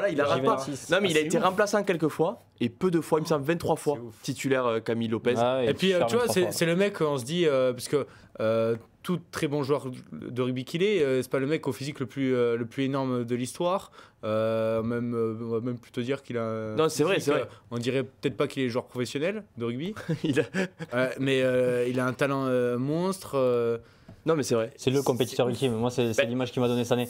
C'est le compétiteur ultime. T'as l'impression que tout le monde le donnait. Non, mais presque. Une carrière finie, il s'en va de Clermont, il veut rentrer vers chez lui à Bayonne, il veut se couler des jours heureux. En fait, que dalle. Camille Lopez, cette année, il a voulu montrer à tout le monde que c'était le compétiteur ultime. On sait qu'il vient de Moléon, il vient de la région de Bayonne, un peu tout ça. Donc, presque l'année dernière, c'est vrai que. Quand il partait de Clermont, on disait c'est soit Pau, soit Biarritz, soit Bayonne, presque. Il y avait même eu une petite histoire qu'il devait signer à Biarritz et qu'au final il est parti à Bayonne, ça avait fait grincer les dents du côté des Rouges et Blancs. Mais il a montré qu'il n'était pas. Alors oui, il s'est rapproché de sa famille, sûrement de ses terres, ça c'est un fait. Mais sur le terrain, il voulait quand même gagner des matchs et porter cette équipe de Bayonne. Parce que c'est un mec qui pue le rugby. Ah Parce ouais. que c'est un mec qui, quand il est heureux, il joue au rugby et il est fort au rugby. Quelle saison de Camille Lopez. Franchement, quelle saison de Camille Lopez. Quoi. Quelles sont de Camille Lopez, quelles sont de Nolan Le Garec, de Maxime Lucu, de Sekou Makalou, tous ces joueurs. C'est bien parce que non, voilà, j'avais pas. Hormis Camille Lopez, les 4 autres ont joué les phases finales. Enfin, la phase finale du top 14. Sekou Makalou lui a perdu un barrage. Maxime Lucu et Nolan Le Garec ont gagné un barrage. Emmanuel Meafou, lui, il était de repos ce week-end, puisque Toulouse a fini premier du top 14, vous le savez, et affrontera le Racing ce vendredi soir. Emmanuel Meafou, messieurs, 140 kg, 2m03. Faut en parler, hein. On est obligé. Si vous voyez Yanis Guillot à l'écran, c'est un peu pareil. Et 11 essais cette année. Ouais, là. 11 essais cette année. Emmanuel Meafou, meilleur marqueur du Stade Toulousain. Il y a un truc, c'est un cheat code quoi. Non mais quand on voit, c'est pareil, hein. Camille Lopez a fait gagner des matchs. Combien de fois on a vu Emmanuel Meafou lancer à 5 mètres et puis bon, célébrer 2 secondes après, puisque pas même rugbyman professionnel n'a réussi à l'arrêter. Max, c'est vrai que Emmanuel Meafou, meilleur marqueur de Toulouse, quand on voit l'effectif de Toulouse, où on s'aperçoit qu'il marque 4-5 essais par match, ben oui, mais dans les 4-5 essais, il y a Meafou tout le temps. Il marque tout le temps, c'est l'arme ultime, on en parlait avec Jérémy Fada qui suit le Stade Toulousain au quotidien. Les entraîneurs adverses commencent à travailler sur un plan anti-Meafou maintenant parce qu'ils savent que quand le Stade Toulousain a le ballon à 3 mètres de la ligne adverse, Emmanuel Meafou, c'est simple, il fait 2 mètres et il a un bras qui en fait quasiment 1. Donc quand tu le plaques à 3 mètres du sol, de ta ligne, pardon, il peut tendre le bras et quasiment marquer. Non mais d'ailleurs, c'est énorme ce que tu dis parce que dans son interview qu'il a fait pour Midi Olympique et que vous pouvez lire sur Rugbyrama et Midi Olympique, parce que pour ceux qui ne l'ont pas su, c'est important de le rappeler, les 2 sites ont fusionné, on a envie de dire. C'est vrai, il y a quand même un jour spécial pour Midi Olympique et Rugbyrama. C'est le jour du mariage. Un jour qui nous fait plaisir, voilà, réussi. Donc voilà, si vous n'êtes pas allé, allez-y, vous verrez un petit changement si vous êtes habitué. Non mais plus sérieusement, Emmanuel Meafou, il a dit, je sais que mon bras fait 1 mètre. D'envergure, que je peux gagner 1 mètre, donc quand je suis à moins d'1 mètre, je tends le bras et je sais que je marque. Et pour le faire tomber, si tu le fais tomber, il s'allonge de 2 mètres. On l'a vu plein de fois. Au D'ailleurs, Leinster, il marque comme ça, plein de fois même. Alors, t'imagines, t'es à 3 mètres de la ligne, tu fais un gros plaquage sur Meafou, tu le fais tomber, et puis tu te retournes, tu vois qu'il a étendu le bras et qu'il a marqué. C'est pour ça que de plus en plus, les entraîneurs réfléchissent à. Enfin, les entraîneurs disent à leurs joueurs de réfléchir à accepter de subir l'impact et de se mettre en dessous pour pas qu'il aplatisse. Ouais, c'est vrai. Et puis une autre chose, c'est qu'il est lancé souvent en deuxième temps maintenant par les Toulousains. Oui, et puis il sert de l'heure. Voilà, c'est ça. Et tout le monde, il y a tellement de gens focalisés sur lui qu'au final, tu peux pas te défendre sur tout le monde. Quoi. Puis moi, je veux surtout être dans le regard de l'homme qui ont dit subis l'impact face à Meafou, mais essaye de l'empêcher de marquer. Bon, alors écoute-moi. Oui, bon, je vais voir ce que je peux faire, coach. On verra ce week-end. Mais bon, vaudrait mieux pas que je me retrouve en face, peut-être. Non, on rigole, les rugbymen professionnels, bien sûr. Plaque à tour de bras, mais c'est vrai que Meafou est plus dur à arrêter que d'autres. Et on ne sait pas encore si on l'aura pas en septembre avec nous pour la Coupe du Monde, à 3 mètres de la ligne, à 3 mètres de l'embut néo-zélandais. Je pense qu'autant nous que beaucoup de monde, beaucoup d'observateurs et dans le chat doivent espérer quand même que Meafou puisse jouer la Coupe du Monde, même si en deuxième ligne on est quand même bien chargé. Paul Willem C, Romain Taofinois, Cameron Oki qui monte, Thibaut Flamand déjà qui est sorti, donc il y a du monde. Messieurs, je ne sais pas si vous voulez parler aussi un peu de Sekou Makalou. Yanis, toi qui... Le V12. Le V12. Le V12 parisien. Lui, c'est vrai que... Alors, il est parfois irrégulier, on a envie de dire. Même cette saison, j'ai envie de dire presque. Mais on lui a souvent reproché qu'il y a des matchs où il passe complètement à côté. Il fait jamais semblant, en fait. Soit Makalou, il met des essais de 50 mètres, il roule sur tout le monde pendant 80 minutes. Soit quand il est vraiment pas, il n'arrive pas à surmonter, mais ça arrive. Tu vois, un barrage, pour le coup, j'ai trouvé pas exceptionnel, mais pas mauvais. Mais c'est lui qui marque, c'est lui quand même qui tient le Stade français, c'est vrai. Non, c'est vrai, pour Sekou Makalou, il y a aussi ce petit regret qu'en équipe de France, il n'a jamais donné l'état de son potentiel presque, où il l'a donné à l'aile, contre l'Afrique du Sud. Ouais, quelle entrée. Non, parce que c'est vrai aussi, voilà, on va voir les images. Sekou Makalou. Il aime bien se placer à l'aile. Mais quand il est là, qu'est-ce que tu fais? Ah oui, voilà, tu vois. Si, tu fais comme lui là. Le truc, c'est qu'il est hyper grand, donc pour affûter, c'est trop facile. Oui, et il court trop vite. C'est pareil. Il a des grandes logiques. Et d'ailleurs, c'est important de le dire, merci Baptiste, magnifique passe de Léo Barré. Également nommé, quand même. Non, mais voilà, on fait pas les choses à moitié au Midi Olympique. Vous voyez qu'il y a des joueurs, ils savent jouer au rugby. On dirait pas qui prend le refus, je sais pas qui c'est. Le pauvre, on lui rendra pas service là. Bon, si tu nous regardes, bon, c'est pas grave.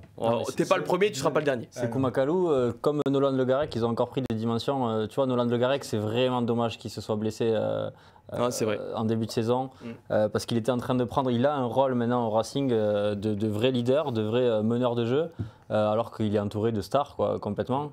Et il aurait pu avoir, moi je pense, il aurait eu sa chance. Il l'a toujours. Non mais c'est pas ça, il était sur le banc en Italie. Oui, il est juste pas rentré. Il est pas rentré. Bon, parce que le match était plus serré que ce que tout le monde attendait. Peut-être même Fabien Galtier a été un peu surpris, il faut le dire. Mais c'est vrai que c'est compliqué maintenant de le voir revenir bousculer la hiérarchie après une saison perturbée encore une fois par des blessures, bousculer la hiérarchie de Couillou, de Maxime Lucu, d'Antoine Dupont évidemment.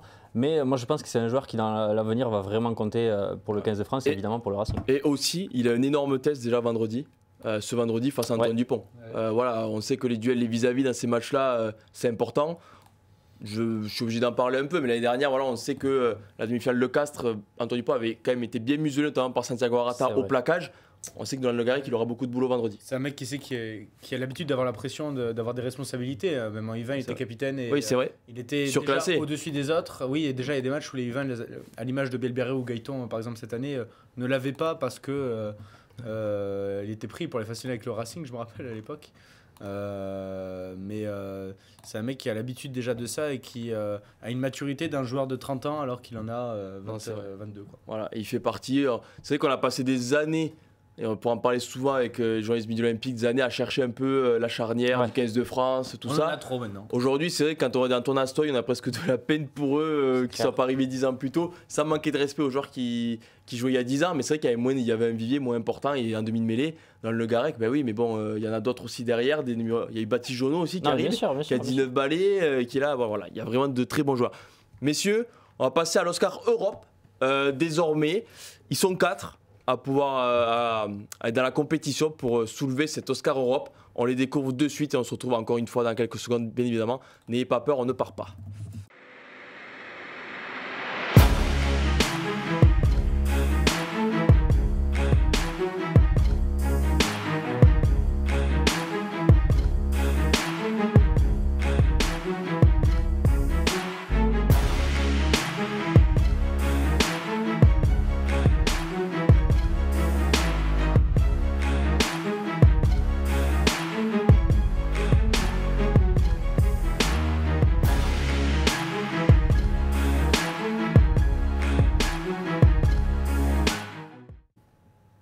Voilà, les 4 renommés pour l'Oscar Europe. Grégory Aldrit, encore une fois, qui pourrait tout rafler cette année. Will Skelton, qui est jamais loin de Grégory Aldrit dans une mêlée, mais sur le terrain aussi. Will Skelton, la deuxième ligne australienne de La Rochelle, on va y revenir forcément. Et 2 joueurs du Leinster, Gary Ringrose et James Lowe. On le dit aussi, c'est basé sur la Coupe d'Europe. Gary Ringrose et James Lowe, le Grand Chelem irlandais ne rentre pas en compte, tout ça, voilà. Et bien sûr, les résultats de l'équipe de France et même de l'Australie, pour Skelton qui a joué quelques matchs, ne rentrent pas en compte, c'est que la Coupe d'Europe. Messieurs, Yanis, on a déjà parlé beaucoup de Grégory Aldrit. On s'est arrêté sur l'autre, Rochelet, qui fait forcément figure de favori aussi avec Aldrit, puisqu'il a soulevé cette Coupe d'Europe à Dublin sur la terre de Gary Ringrose et James Lowe. C'est Will Skelton, 4e Champions Cup. Je l'ai noté, Will Skelton, 2 avec les Saracens, 2 avec La Rochelle, du coup. Bon, et toute la phase finale avec La Rochelle, béniment titulaire, numéro 5, scotché dans le dos. Bon, Will Skelton, c'est un peu comme Méafou. Il faut subir l'impact et l'empêcher de marquer, c'est ça. Ouais, moi, je retiens ce que me disent les entraîneurs. Après, je veux pas appuyer. En tant que spécialiste de la défense, je préconise de fuir face à Will Skelton. Juste monstrueux. Il a pu retrouver ses anciens partenaires des Saracens d'ailleurs. Oui, en quart de finale. Notamment Maro Itoje avec qui il formait une deuxième ligne assez talentueuse, on va dire. Oui, il fallait subir l'impact et les empêcher de marquer. Ça va être le running gag, voilà, ces hommes. Mais juste impressionnant. Le mec, en plus, les mecs comme ça en mêlée, c'est fou, mais ça te fait un bien monstrueux. Déjà que tu as Antonio et pour La Rochelle, oui, c'est Antonio Wardy qui sont pas des peintres en mêlée. Si derrière tu leur fous l'autre qui fait 140 barres, bah forcément ta mêlée elle va avancer, quoi. Et très très bon. En fait, le truc qui est impressionnant chez Skelton, c'est son intelligence dans le jeu a augmenté. Donc on a beaucoup dit que c'était aussi un peu c'est le jeu souvent des gros et des méchants, d'être trop indiscipliné. Là il a réussi un peu à trouver la limite entre l'indiscipline et faire chier le jeu adverse, tout en étant dans la règle, notamment sur les rucks. Il ralentit beaucoup de rucks sans pour autant se mettre à la faute. Et il consomme beaucoup d'adversaires, ce qui permet à La Rochelle de développer son jeu, le jeu qu'on connaît, qui a permis à La Rochelle de gagner la Champions Cup. C'est vrai, Max, pour rebondir sur ce que dit Yanis, c'est vrai que Will Skelton, on le compare forcément physiquement à Emmanuel Meafou, mais beaucoup de monde dit qu'il est plus méchant qu'Emmanuel Meafou. En fait, il est toujours dans les embrouilles, il faut le dire. Il est quelquefois pénalisé. On parle d'un mec qui s'est quand même fait expulser d'un match Barbarians. Je crois que c'est le premier mec qui a se fait expulser. Et logiquement en plus, et pas de la tête complet. Non mais au-delà de ça, il est toujours un peu dans les embrouilles, il a toujours ce petit sourire en coin. Alors forcément, son physique aide. Il te faut un mec comme ça. Oui, non mais je dis pas que c'est pas péjoratif. Mais c'est vrai que lui, il fait peur à l'adversaire, il l'empêche de jouer. Et puis, il peut aussi les faire déjouer mentalement, quoi, parce qu'il rigole, il est... Enfin, voilà. Tu sens qu'il a une expérience, tu sens que c'est un mec qui a connu beaucoup de campagnes importantes, quoi. Il a une expérience qu'a pas encore Emmanuel Meafou, qui commence à être en train d'en acquérir un petit paquet. Et certainement que quand il aura l'âge de Skelton, il aura cette expérience-là. Oui. Mais Skelton, aujourd'hui, quand tu le vois dans les 4 nommés pour le meilleur joueur européen cette année, en tout cas le meilleur joueur d'Europe en compétition européenne, il est là, il regarde les 3 autres dans les yeux et il n'est pas loin d'être favori. On rappelle encore une fois qu'on aura le vainqueur le 23 juin au soir, que ce n'est pas un trophée pour lequel les gens qui nous regardent et qui verront les nommer d'eux-mêmes, si c'est un petit peu trop tard pour eux, 9h10, ils ne peuvent pas voter pour cet Oscar-là. Mais c'est vrai qu'il manque... S'ils nous envoient 500 €... Qui donc si par exemple c'est la rédaction qui vote, s'ils peuvent m'envoyer 500 €, moi je veux bien voter ce qu'ils veulent. Ah bah écoute, c'est un petit cachet. Ton vote non, je rigole, pas de... Non, mais tu vois, les gens parlent, les gens débattent des Rochelais qui méritent d'être présents, parce qu'il y en a beaucoup qui méritaient d'être là. Mais... Botia est beaucoup cité. Oui, Astoy est également cité parce qu'il a fait une finale, sa finale reste dans les mémoires de tout le monde. Mais c'est vrai que Skelton, Aldrit ont marqué vraiment les esprits. Et les deux Leinstermen méritent d'être là. Voilà, parce que déjà, il n'y en a que 4, vous l'avez remarqué. Et puis, ils ont perdu en finale, mais il ne faut pas oublier la saison du Leinster. Ils en ont mis 40 à Toulouse. Encore une fois, j'ai envie de dire, parce que quand tu as mis 40 sur un match, ça peut arriver. Quand tu as mis 40 à une équipe qui ça fait 1 an, qui prépare presque son match face au Leinster ou quelques mois, parce que la semaine dernière, ils n'ont pas oublié leur match, et qu'au final, tu leur as mis quand même 40. Alors, il y a les circonstances qu'on connaît avec les cartons jaunes de Toulouse, tout ça. Mais ils en ont remis 40. Il y a eu ce match face à Leicester où Ringrose, c'était le meilleur centre du monde ce jour-là. Et il est pas loin d'être un des meilleurs centres du monde, si c'était le meilleur centre parfois. Mais c'est vrai que parmi les 2 joueurs du Leinster, Yanis, on a l'impression qu'il y a James Lowe part avec un petit temps de retard sur Ringrose pour rivaliser face à Skelton et Aldrit. Ouais, on a beaucoup parlé d'Enshaw ces derniers temps au centre du Leinster qui marchait sur tout le monde. Ringrose cette saison, c'est juste injouable. Le mec, tu l'as dit, la performance face à Leicester est juste fantastique. D'ailleurs, c'est Tristan Fayère que je salue qui avait fait un bon papier dessus. Lui aussi, il sait tout faire, quoi. Oui. Il sait tout faire, même si je suis un peu déçu de sa finale, je vais pas te cacher. De beaucoup de Leinstermen au final. Non, mais ils ont perdu. Le seul, Josh Van Der Fleer, je trouve qu'il a fait une bonne finale. Mais bon, oui, voilà, on va pas revenir sur on va dire qu'ils ont tous été un peu. Parce qu'il a fait une bonne finale, mais il aurait pu mieux faire. Tu vois, tous les Leinstermen ont été un peu décevants, mis à part le premier quart d'heure. Et au final, parce que Ringrose, pour venir sur la finale, aucune passe. Du 11 au 15, Leinstermen, sur 80 minutes, aucune passe. Quelle stat incroyable. Une passe du demi d'ouverture dans la première mi-temps. J'ai perdu le nom. Burn. Oui, Burn, voilà. Burn. C'est ce que c'est ça passe à Burn en plus. Oui, l'essai d'O'Brien. Je voulais dire O'Brien parce que je pensais à l'essai.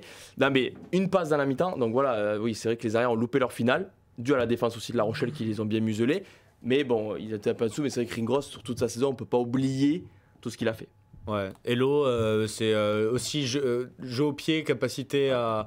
Puisque c'est aussi la grande force du Leinster, c'est d'avoir des mecs derrière qui savent jouer l'occupation parfois. Le pied gauche de James Lowe. James Lowe, il t'apporte de la profondeur. Et même s'il y a un final de touche directe, il coûte cher. Mais voilà, on va pas... Mais il trouve aussi un 50-22 en mi-temps. Oui, c'est vrai, qui amène le deuxième essai. C'est partie des joueurs qui se sont un peu ratés en finale, James Lowe. Oui. Et par contre, il fait une saison c'est quoi déjà la musique du Leinster quand il marque? Non, mais parce que c'est ça. Ballon porté et la musique. Voilà. Et c'est ça avec le Leinster. Et les Rochelais, la musique, au final... Ah oui. Il a entendu vite fait au début. D'ailleurs, pour finir sur Skelton, peut-être, même si je reviens dessus. Mais ne t'embête pas, vas-y. Il y a 3 ans, Raymond Roule, Dylan Leeds, Will Skelton sont arrivés. Ils ont changé la face de La Rochelle, notamment Skelton. Et je pense que c'est aussi à prendre en considération. Bien sûr. Skelton a changé La Rochelle. Et on se rappellera de la demi-finale aussi en 2021 de Skelton face à ces mêmes Leinstermen à De Flandre lors de la première finale européenne. Il avait clairement marché sur le Leinster ce jour-là. Et c'est vrai que je pense que beaucoup de monde l'a vraiment découvert ce jour-là en France, à Will Skelton. Et on en profite encore. Messieurs, et mesdames aussi dans le chat. Je suppose qu'elles sont nombreuses. On a passé l'Oscar féminin, voilà, et tout ça, mais elles sont encore nombreuses. Zach Mercer, le prochain. Je le dis, je le vends un peu. Oh, il spoil. Ah, je spoil un peu le prochain. Non, mais voilà, on va annoncer le 21e, du 21e au 25e. Et vous allez voir, il y en a un que vous connaissez déjà. On se retrouve.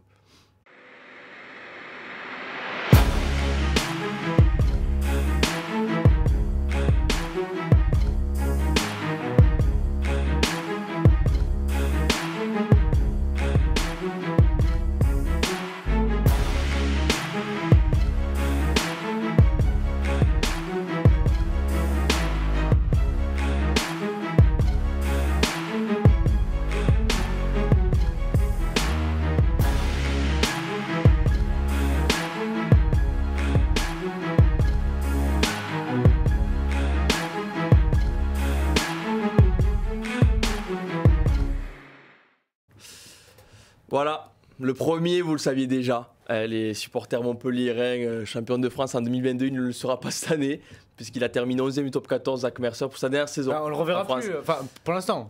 Pour l'instant, mais la saison prochaine, vous ne le verrez plus en top 14. Putain, les fans de la Grande Mêlée en PLS. Aussi, ouais. Mais les fans de la Grande Mêlée ont quelques autres joueurs sur les 5 qu'ils aiment bien mettre quand même. Romain Tamac, Charles Olivon, Damien Penaud. Pas Damien, attention. Thomas Ramos. Bon. Il y a quelques joueurs qui ont marqué beaucoup de points cette année, qui ont fait des matchs énormes, autant en équipe de France, parce que les 4 étaient titulaires au tournoi de destination. Et quel tournoi, je rappellerai pour Thomas Ramos ou encore Charles Olivon. Yanis, il y a aussi Damien Penaud qui va changer de club, lui aussi en natation, mais lui reste en France, rassurez-vous. Il va du côté de l'UBB, de Bordeaux-Bègles.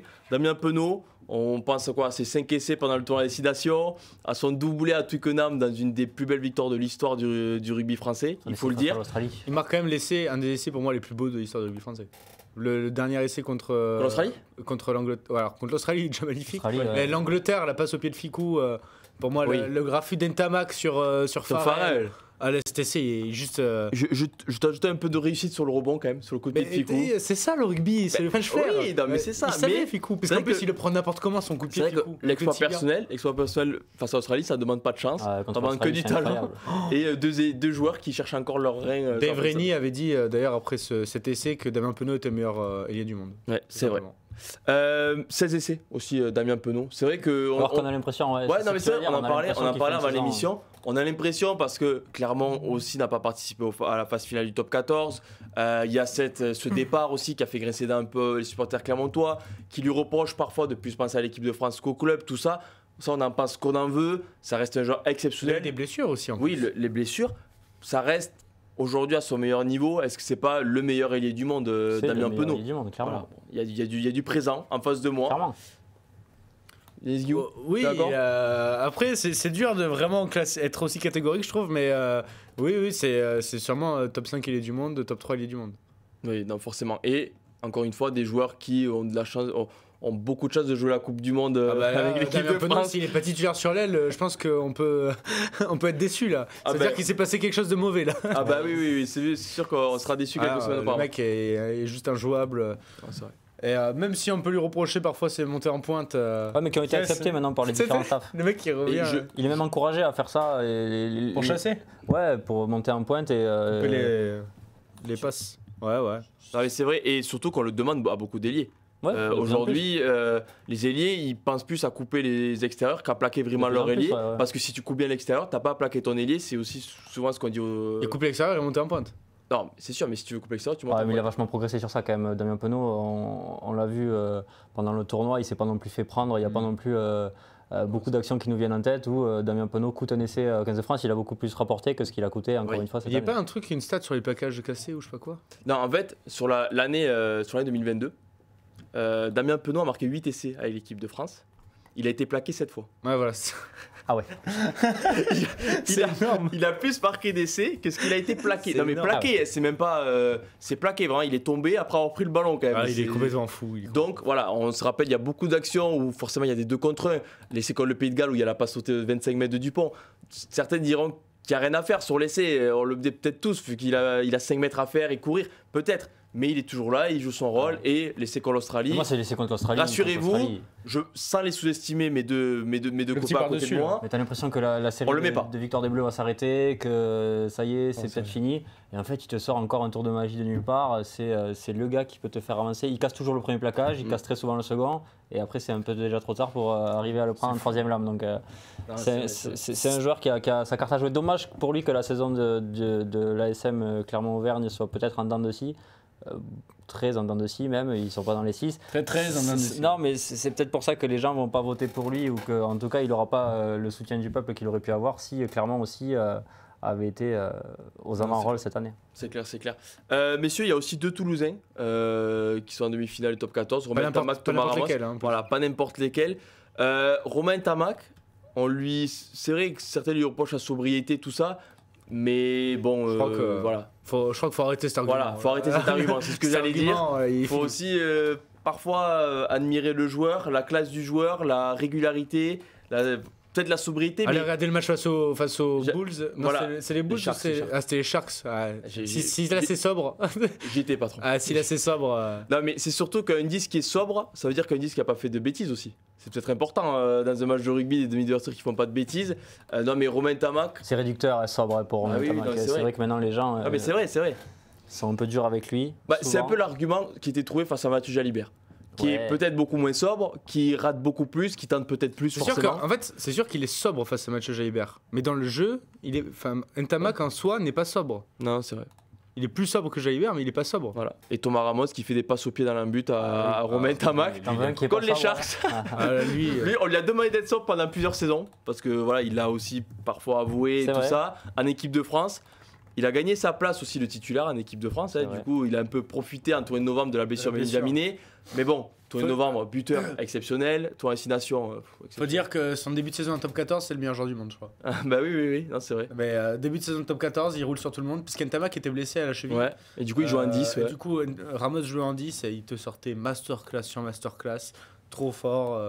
De toute façon, tu peux le mettre 10 arrière. Il a un jeu au pied exceptionnel, une lecture du jeu de vitesse. Ouais, c'est vrai. C'est le buteur du 15 de France. C'est le buteur du Stade Toulousain. Premier du top 14, à 2 doigts pas à 2 doigts, mais bon, deuxième du tour destination. Meilleur réalisateur sur une édition de l'histoire du rugby français, quand même. Faut le dire. Il échoue pas Thomas Ramos. Du record, du record historique, tout confondu. Du tour destination, Thomas Ramos, bien sûr, qu'on suivra aussi vendredi soir. Ouais, ça fait partie des 92. Il fait partie des favoris. Il fait partie des favoris. Je pense que dans le chat, tout ça, il fait partie des favoris. Thomas Ramos, bien sûr. Il sera pas loin du sommet. C'est Jaune et Noir, tu vois, dans le chat, qui dit Thomas Ramos mérite amplement. Donc Jaune et Noir, on peut partir du principe qu'il est plutôt supporter d'une autre équipe. C'est que je suis en train de regarder, il y a des cœurs. Il y a des cœurs jaunes et noirs. Attention, Jaune et Noir, il peut aussi être supporter d'Albi, mais si tu penses qu'il est supporter de La Rochelle, c'est ton droit. C'est ton droit. Non, mais tu vois, les gens, je pense que Thomas Ramos, il a gagné quand même sa place aussi dans le cœur du public français, plus en général, pas que des amoureux du Stade Toulousain. Il a montré avec le 15 de France que c'était un joueur sur lequel on pouvait compter. Puisque lui aussi représente le French Flair. Complètement, on a retrouvé ce joueur frisson, même les joueurs frissons, le joueur frisson de base. Thomas Ramos, c'est le joueur frisson. Ouais. Et il faut le laisser jouer et faire frissonner du coup les spectateurs et ses supporters et les grands passionnés de ballon ovale. Messieurs, c'est désormais l'Oscar Monde qui nous intéresse. Voilà, donc là on va parler encore un peu plus sérieux peut-être. Voilà, l'Oscar Monde, les 4 nommés qui vont arriver, on les découvre et on en parle après.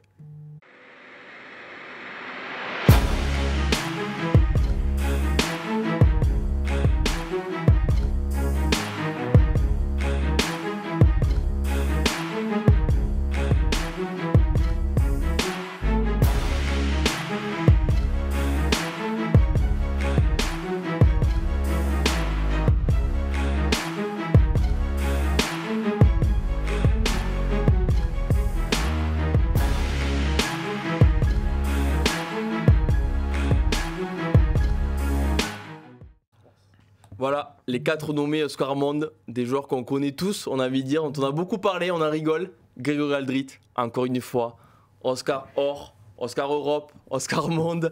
On voulait dire il lui manque l'Oscar Esport et l'Oscar Féminin. C'est 3 sur 5. On a envie de penser que c'est un peu compliqué. Dans le futur peut-être, voilà, Oscar Féminin. Oscar Esport, ça commence à être marrant. Mais Grégory, si tu veux, on n'a pas, voilà, on peut pas te mettre dans les autres. Excuse-nous, on t'a mis l'empouvée, mais voilà. Là, voilà, Grégory Aldrit dans l'Oscar Monde avec Antoine Dupont, bien évidemment, et 2 Irlandais, 2 autres joueurs du Leinster.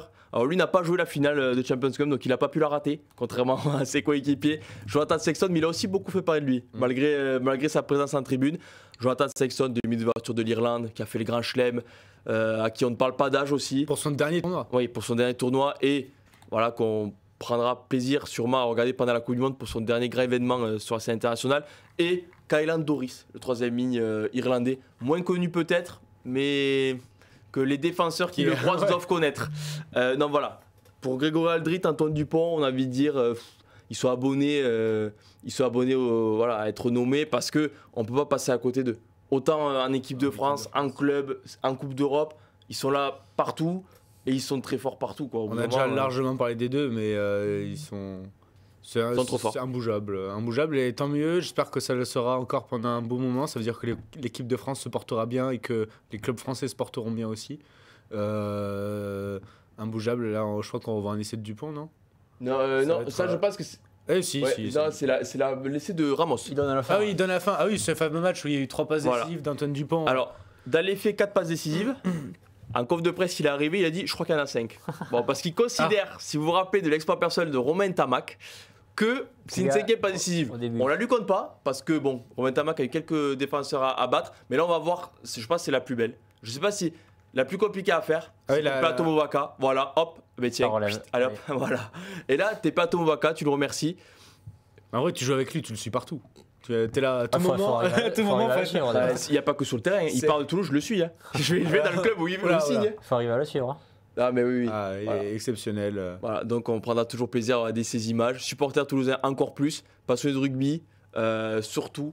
Parce que voilà, c'est exceptionnel de voir Antoine Dupont jouer. Non, mais... Peut-être que Aldrit est moins spectaculaire, c'est peut-être moins spectaculaire de regarder les sorties de camp d'Aldrit que. Après, oui, à numéro 8, on lui demande pas de traverser le terrain, de jouer des 2 contre 1, peut-être, même si Grégory Aldrit sait très bien le faire.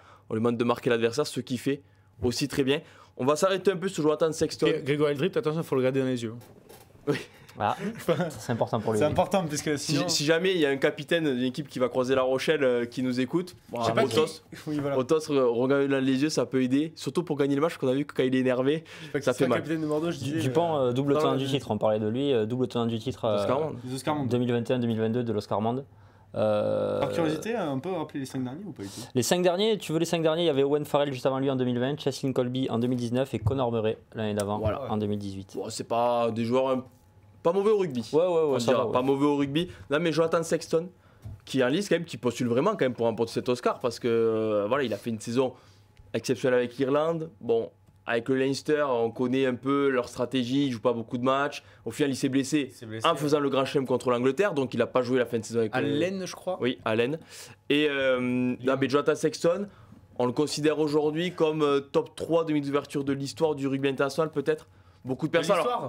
Il commence à rentrer dans ces débats. Ouais. Certains nous diront que Dan parce qu'on est Johnny Wilkinson, Johnny Sexton. Bah, peut-être. Alors certains nous diront que parce qu'on a un peu plus, on est un peu jeune, voilà, on n'a pas vu les autres jouer, peut-être. Mais c'est vrai qu'on se rappellera pendant longtemps de Jonathan Sexton quand même qui, encore une fois, pendant le 6 Nations, c'est un métronome contre l'équipe de France. Voilà, il fait le boulot. Il est détestable en plus. Pour un mec qui est pas irlandais, il est détestable. Bah, c'est sûr, mais le mec, t'as l'impression qu'il avance pas et au final. C'est son charme. T'as l'impression qu'il avance pas et au final il fait toujours le geste juste, il fait toujours. Il trouve des trous. Alors je vais te dire, je pars du principe qu'un joueur détestable, c'est un joueur qui fait gagner des matchs. Bien sûr. Et c'est pour ça qu'on le déteste. Parce qu'un joueur qui gagne aucun match et qui joue dans une équipe dont personne parle, bah, il est jamais détesté.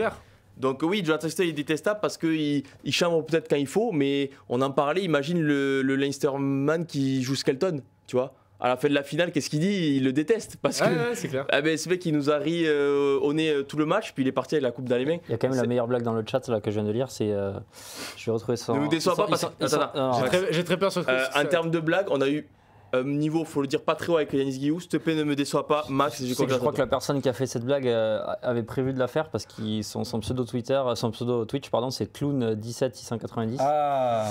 Et ce clown est bon parce qu'il dit Sexton vient d'oublier qu'il était nommé depuis 30 secondes. Ah, c'est le running gag un peu. C'est vrai que Jonathan Sexton, il y a le talent, mais il y a surtout les commotions ces derniers mois. Il a eu encore cette saison, quoi. Oui, c'est ça qui est fou. C'est ça qui est fou, quoi. Après, il faut dire aussi qu'il est sûrement visé. Il est sûrement visé comme beaucoup de demi d'ouverture. Ils sont censés moins défendre que les centres et que les troisième lignes, par exemple en sortie de mêlée. il est visé, mais c'est vrai que soit il a une mauvaise technique, alors on va pas lui apprendre le rugby quand même à Jonathan Sexton, mais...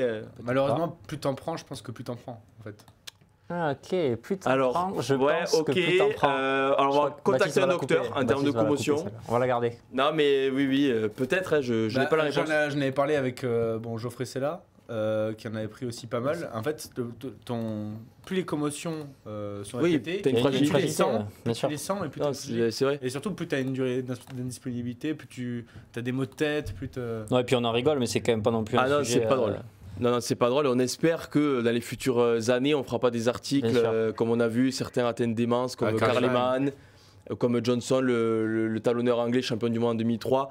On lui souhaite pas à Jonathan Sexton, on souhaite qu'on écrira, on se rappellera de ses exploits et pas de. De plus en plus, les arbitres, tous les joueurs font attention à la sécurité, c'est quand même très important. Non, c'est Jonathan Sexton que Yanis déteste, mais dans le bon côté. Qu'il admire aussi en termes de joueurs. Alors tu vois, je préfère détester Owen Farrell que Sexton. Comme beaucoup de monde, je préfère détester. Je préfère détester la phrase, oui. Owen Farrell qui lui, on va pas en parler, mais a pas fait la saison de sa vie, donc oui. Non, Oscar Monde, il en est loin. Ouais. Vous avez un favori, vous? Un favori pour l'Oscar Monde? Pour l'Oscar Monde. Grégo Aldrit. Ouais. Je pense que ça va être dur de pas le donner à Aldrit. Je suis en train de réfléchir. Ah, on n'a pas parlé du tout de Doris, du coup? Kylian Doris, c'est volontaire, je pense, de ma part. Parce que comme James Lowe, je pense qu'il part, il part loin. Parce que pour moi, c'est un des mecs les plus sous-cotés de cette équipe d'Irlande. Oscar Monde, quand tu. Alors, tu vas me dire, il est l'homme du match contre la France au tournoi, tout ça. Mais l'Irlande, c'est l'Irlande de Sexton, qui a fait les grands chelems. C'est vrai. Et l'équipe de France, c'est surtout l'équipe de France, un peu d'Aldrit et Dupont, c'est eux qui sortent du lot.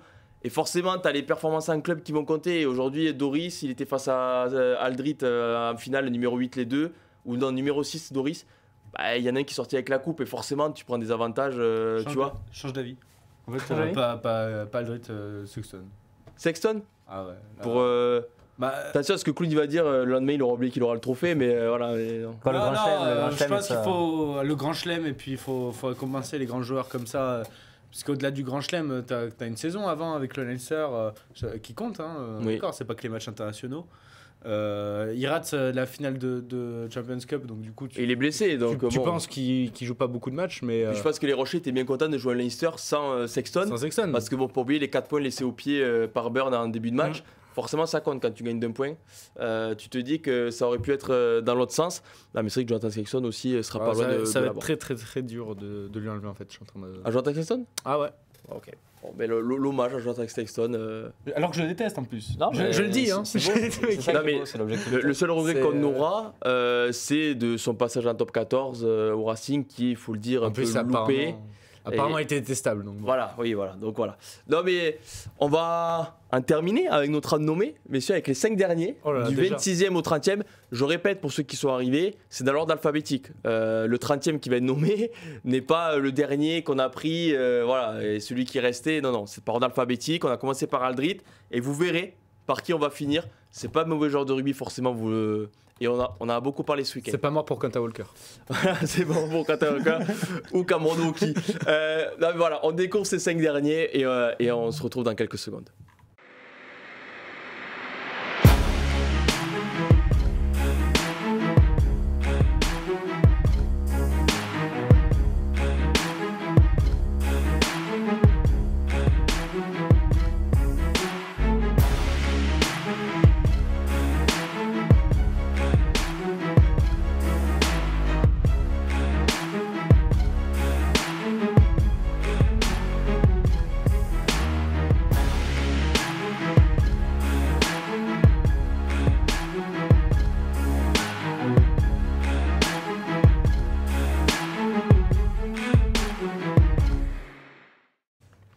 Ce sont les 5 derniers. Ils composent la liste des 30 sélectionnés pour l'Oscar Or 2023 Midi Olympique. Je le répète, vous voterez.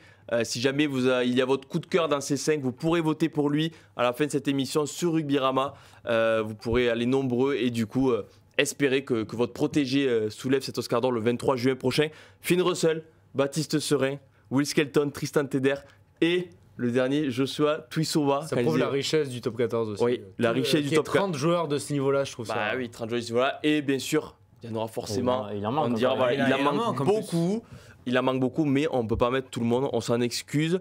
Tu le disais, c'est couleur un peu du Racing 92. Il y a Finn Russell qui va quitter le Racing, mais ça fait quelques années qu'il porte cette équipe. Et puis, les deux derniers, Tristan Teder et Joshua Tuisova, qui vont eux rejoindre le Racing à l'intersaison. On a eu peur pour Tuisova, enfin les supporters Racingmen ont eu peur pour Tuisova qui ne viennent pas, mais au final il portera bien le maillot des Franciliens la saison prochaine. On va s'arrêter sur lui. On en a beaucoup parlé, je l'ai dit le week-end dernier, forcément, puisque la défense de Bordeaux, ça rappelle encore. Non mais Joshua Tuisova, 9 essais cette année, 86 plaquages cassés en 19 matchs, en top 14. Bon, voilà, ça c'est un truc. Quand on parle de la grande mêlée, Joshua Tuisova, il était dans quelques équipes. 26 matchs de top 14, fait 27 avec le barrage. Je sais pas si je l'ai pas mis 27 pour moi. Oui, non, tu peux pas parce qu'il a pas joué quelques matchs. Ou sinon, t'as pas marqué beaucoup de points. Ok, mais 100% des fois où il était disponible. C'est vrai que vu que tu es derrière moi au classement middle, t'as peut-être fait des saisons où t'as. Je retourne à mes posts Twitter. 24e journée top 14, Stade Français 28, Lyon 0, mi-temps, entrée de Tuisova. Lyon 28, Stade Français 28. Ouais, 31-31. C'est pas mal. T'étais bien parti. Dommage. L'anecdote était belle, quand même, il faut le dire. Il faut le dire. Mais tu t'es loupé. Et Baptiste, on coupera. On coupera l'anecdote, on coupera la fin. Non, mais voilà. L'impact player. Joshua Tuisova, 29 ans, qui va changer de club, du coup, après avoir porté les couleurs de Toulon. Et Lyon, on fait le plaisir de Lyon. Non, mais Joshua Tuisova, c'est le meilleur attaquant du top 14 ou le meilleur casseur de plaquage, j'ai envie de dire, c'est l'homme le plus puissant qui allie le plus vitesse et puissance. On parlait de Macalou. T'envoies qui à 5 mètres? T'envoies Skelton, mais à fou ou Tuisova? Les trois. Après l'autre, si tu ne pas marqué, il y a un problème. Alors, Tuisova, il faut subir l'impact et l'empêcher de marquer. Non, mais c'est ça. Tuisova, tu peux pas subir l'impact parce que tu prends un KO. En fait, tu prends un KO. En fait, Tuisova, je comprends pas comment tu peux pas ne pas te faire mal en fait. Non, mais on va pas les comparer, mais à Skelton et Tuisova, mais c'est vrai que Tuisova, c'est on l'a vu contre Bordeaux. En fait, il est dangereux. Dangereux dans le bon sens du terme, on va pas dire, voilà, forcément. Mais après, même si il met des KO parfois, mais c'est le mec, t'es obligé de réfléchir à comment tu vas le prendre, bien le prendre, adapter ta couverture défensive, et par rapport aux autres, mais à Skelton, c'est que Tuisova, il accélère en. Non, c'est vrai, mais c'est ce que je dis. C'est celui contre Bordeaux, justement, il marque un essai en puissance en cassant le plaquage de Maxime Lucu, qui n'est pas le dernier défenseur. Non, c'est vrai. Et l'action c'est sur cette action, avant, il prend Moefana en vitesse. Il n'a pas sauté. Tutu, pas sauté. Incroyable. 20 mètres, la pas sauté, elle est nickel. C'est un joueur fou. Et, pour moi, c'est le joueur le plus impressionnant physiquement que j'ai vu en vrai. Il avait un côté irrégulier qu'il a plus en plus. C'est-à-dire que maintenant, c'est vrai. Qu'il a plus ou qu'il a moins, tu l'attends à tous les matchs et il répond quasiment présent à tous les matchs. Quoi. Son jeu s'est aussi modifié. Avant, il était un ailier. Là, maintenant, il est très souvent centre, parfois même premier centre en premier attaquant. Tout à fait. Son jeu s'est légèrement modifié, donc c'est aussi. Et tu t'attendais peut-être pas autant. Moi, en tout cas, je m'attendais peut-être pas autant à le voir faire briller autant ses coéquipiers. C'est-à-dire que maintenant, il est au début de l'action, il est évidemment à la fin de beaucoup d'actions, il marque énormément d'essais, mais il sait aussi faire briller. Il sait faire des passes incroyables, des offloads incroyables. Il est à l'initiative de beaucoup d'actions du Loup, mais pas toujours à la fin, quoi. Maintenant, pas qu'à la fin, on va dire. C'est là qu'on imagine Tuisova au Racing. Racing, ils ont l'habitude des stars, mais là. Ouais, mais Ficou Tuisova qui servent Abossi, Imhoff, Max Spring. Avec Tristan Teder. Tristan Teder qui est dans cette liste. Avec Tristan Teder, parce qu'on va en parler aussi, parce que c'est le seul joueur de Perpignan.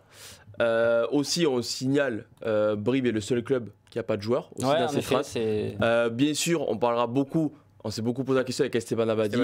C'est important de le dire. Ouais. Qui est un joueur énorme et qui devrait porter les couleurs de Toulon. Sûrement le meilleur joueur en touche de cette année avec Oki. Qui portera normalement les couleurs de Toulon la saison prochaine et qui, je pense, sera dans les 30 la saison prochaine. Quand on sera ici dans un an, Max et Yanis, et on citera le nom d'Esteban Abadi cette fois dans les nommés. Il y a un an, il était à la limite. Non mais Tristan Teder, on parlait de Melvin Jaminet qui partait de Perpignan, qu'à l'arrière, qui allait pouvoir y avoir comme titulaire. Au final, on a recruté Jack McIntyre à numéro 10, qui a fait une saison énorme.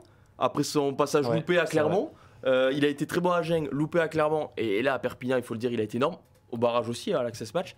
Mais on a mis Tristan Teder à l'arrière, et c'est énorme. On oublie de dire que derrière, Perpignan est une super équipe en fait. En tout cas, au niveau des titulaires. Donc, quand tu vois Degmatch, par exemple, c'est vrai. Match t'as McIntyre, derrière, tu mets Dubois ou S'il n'avait pas de ce genre, il serait pas en top 14. T'as De La Fuente, faut le dire. C'est que les bons joueurs. Et Tristan Teder a été le métronome de cette équipe.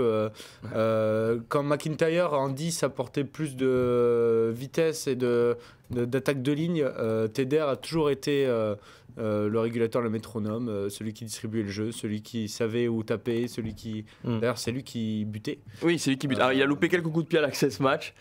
Tristan Teder, je pense que le match aurait pu être plié plus tôt s'il avait été précis. C'est un peu son défaut aussi, mais on peut imaginer qu'au Racing, par exemple, le Garec butera ou Antoine Gibert butera s'il le faut, et qui sera peut-être un peu délaissé de ce poids, un peu cette responsabilité. Mais en termes de joueurs purs, de casseurs de plaquage, de franchisseurs, Tristan Teder, il y a difficilement mieux en top 14. Il a trouvé de la régularité par rapport à ce qu'il était avant, notamment à Toulouse. Même s'il avait fait des belles piges après, il a enchaîné à Béziers. Il a été très bon. Il a enchaîné les prêts. Ouais. Il n'arrivait pas à trouver vraiment son rythme. Alors bon, là, il rebouge encore une fois. Il change de club encore une fois, mais c'est un mec. De toute façon, le Racing va devoir avoir, parce qu'il aura une grosse responsabilité quand même l'an prochain. Ah bah oui, parce remplacer Finn Russell, sachant qu'il y a eu beaucoup de rumeurs comme quoi un nouveau pourrait arriver. Là, en ce moment, c'est Libok. Mais est-ce que c'est surtout il y a Antoine Gibert aussi. Ouais, il y a Antoine Gibert qui peut couvrir le poste de 10. Non, mais est-ce que c'est pas surtout, et peut-être qu'il les a fait taire, certaines personnes avaient peur de voir que, entre guillemets, Tristan Teder arriver au Racing pour remplacer Finn Russell. Ouais. Est-ce que ces derniers mois, il n'a pas quand même montré? Ouais, mais bon, moi, je suis un joueur de top 6, top 14 quand même. Oui, c'est surtout ça. Complètement. Bah, de toute façon, il tient Perpignan. Te dire Perpignan. En début de saison, un début de saison peut-être. En fait, ça, c'est un énorme joueur de Perpignan. Après, les tenir, je n'irai pas jusque-là. Mais, non, mais aujourd'hui, je pense qu'il a fait taire quelques critiques. Et que sur la pelouse synthétique du Racing, Max, quand tu vois le Racing, c'est la meilleure attaque du top 14. Ouais. Alors forcément, c'est la 12e défense. Parce qu'en face, aussi, joue sur synthétique. Donc, ils mettent beaucoup d'essais. Mais c'est un joueur qui pourrait aller dans cette configuration-là, en effet. Ouais, mais tu vois, Teder qui franchit et qui fait la passe à Tuisova, bon, je vous laisse aller le défendre. Subit l'impact et un peu chaud de marquer. Ouais, c'est ça. non, mais voilà, sur le synthétique du Racing, il va pouvoir se régaler. Quoi, ça fait partie des joueurs qui montrent que même dans un collectif qui marche moins bien, Perpignan qui fait 13e sur 14 de notre championnat, il y a des individualités qui peuvent se montrer et qui peuvent entrer dans une liste de 30 assez fermée, vu le niveau des 29 autres joueurs. Teder a montré qu'il avait ce niveau-là pour prétendre plus haut. Moi, je pense qu'au Racing, il aura un vrai carte à jouer. Il a ce côté aussi, quand on parle du nombre de matchs, c'est qu'il fait toute la saison. Alors, on ne dira pas, mais il n'est pas sélectionné, il n'est pas en sélection nationale. Alors, lui souhaite être international un jour, s'il a vraiment le niveau, il y sera. Mais c'est un joueur que de la première à la 26e, s'il n'y a pas de blessure, tu peux compter sur lui. Forcément, à Perpignan, il y a moins d'internationaux que dans les grosses équipes qui jouent le haut de tableau. Mais au Racing, où tu as quelques internationaux qui partent pendant le tournoi, lui, il sera toujours là. Et il sera toujours là pour être soit en 10, soit à l'arrière. Et ça va rendre de bons services à Stuart Lancaster qui va arriver d'ailleurs. Je pense que le Racing il rendra des fiers services au Racing. En plus, c'est un mec qui est quand même assez pro. Qui a appris à la discipline et dont on n'entend pas parler en final en dehors du terrain, tu vois. C'est quelque chose qui est pas mal pour le Racing. Alors, on va pas évoquer du coup Will Skelton qu'on a déjà parlé, Oscar Europe. Will Skelton qui est plus favori dans l'Oscar Europe que dans l'Oscar Or. En même temps, il faut le dire, mais il y a plus de concurrence. Il y a plus de concurrence, et puis je le répète parce que ce n'est jamais trop de le dire 15-20 fois, mais c'est vous qui votez. Donc si Will Skelton est élu par le public, eh bien, il aura son Oscar Or et il l'aura mérité. Je pense que pas grand monde criera au scandale. Finn Russell aussi, on l'a dit, qui va partir pour Bath en Angleterre et demi-d'ouverture. Et ce sera le dernier joueur qu'on va évoquer dans cette émission, c'est Baptiste Serin. Ouais. Parce qu'il faut en parler de Baptiste Serin cette année. Alors malheureusement il ne verra pas la phase finale top 14. Encore une fois j'ai envie de dire lui qui est maudit à ce niveau là. Mais une Challenge Cup remportée avec Toulon, certains diront que c'est facile de la gagner, il faut la gagner. Toulon ne les avait pas gagné les saisons précédentes. Mais Serin, on va dire qu'à 28 ans j'ai l'impression qu'il est encore plus fort que ses plus belles années à Bordeaux où il avait explosé. C'est presque ce qu'on appelle le prime de oui, c'est ce que j'allais dire, à part si tu t'appelles Camille Lopez. Ouais, exactement. Non, mais tu vois, tu sens qu'il Camille Lopez à 28 ans, il était pas un Brennus avec Clermont, il était pas trop mal non plus. Non, mais il atteint une maturité et physique et technique. Il a le bagage d'un joueur international. Baptiste Serin, il a ce leadership à Toulon. J'ai plein d'images de moments difficiles un peu des matchs du RCT cette année ou Baptiste Serein, par un 50-22, par une inspiration derrière son pack de gros, fait avancer son équipe, la remet dans le droit chemin. Quoi. La finale Challenge Cup. Ouais, 5e minute de jeu, mais passe au pied pour lui-même, essai, doublé. Après, bon, il se blesse à la mi-temps. Malheureusement. À la mi-temps, il est homme du match. Bah oui, non, c'est sûr. Et puis je pense qu'il est pas loin d'être homme du match parce qu'à la fin, ça ressemblait du roi rugby. Mais... C'est notre homme du match, nous, à Rugby Rama. Mais oui, c'est vrai.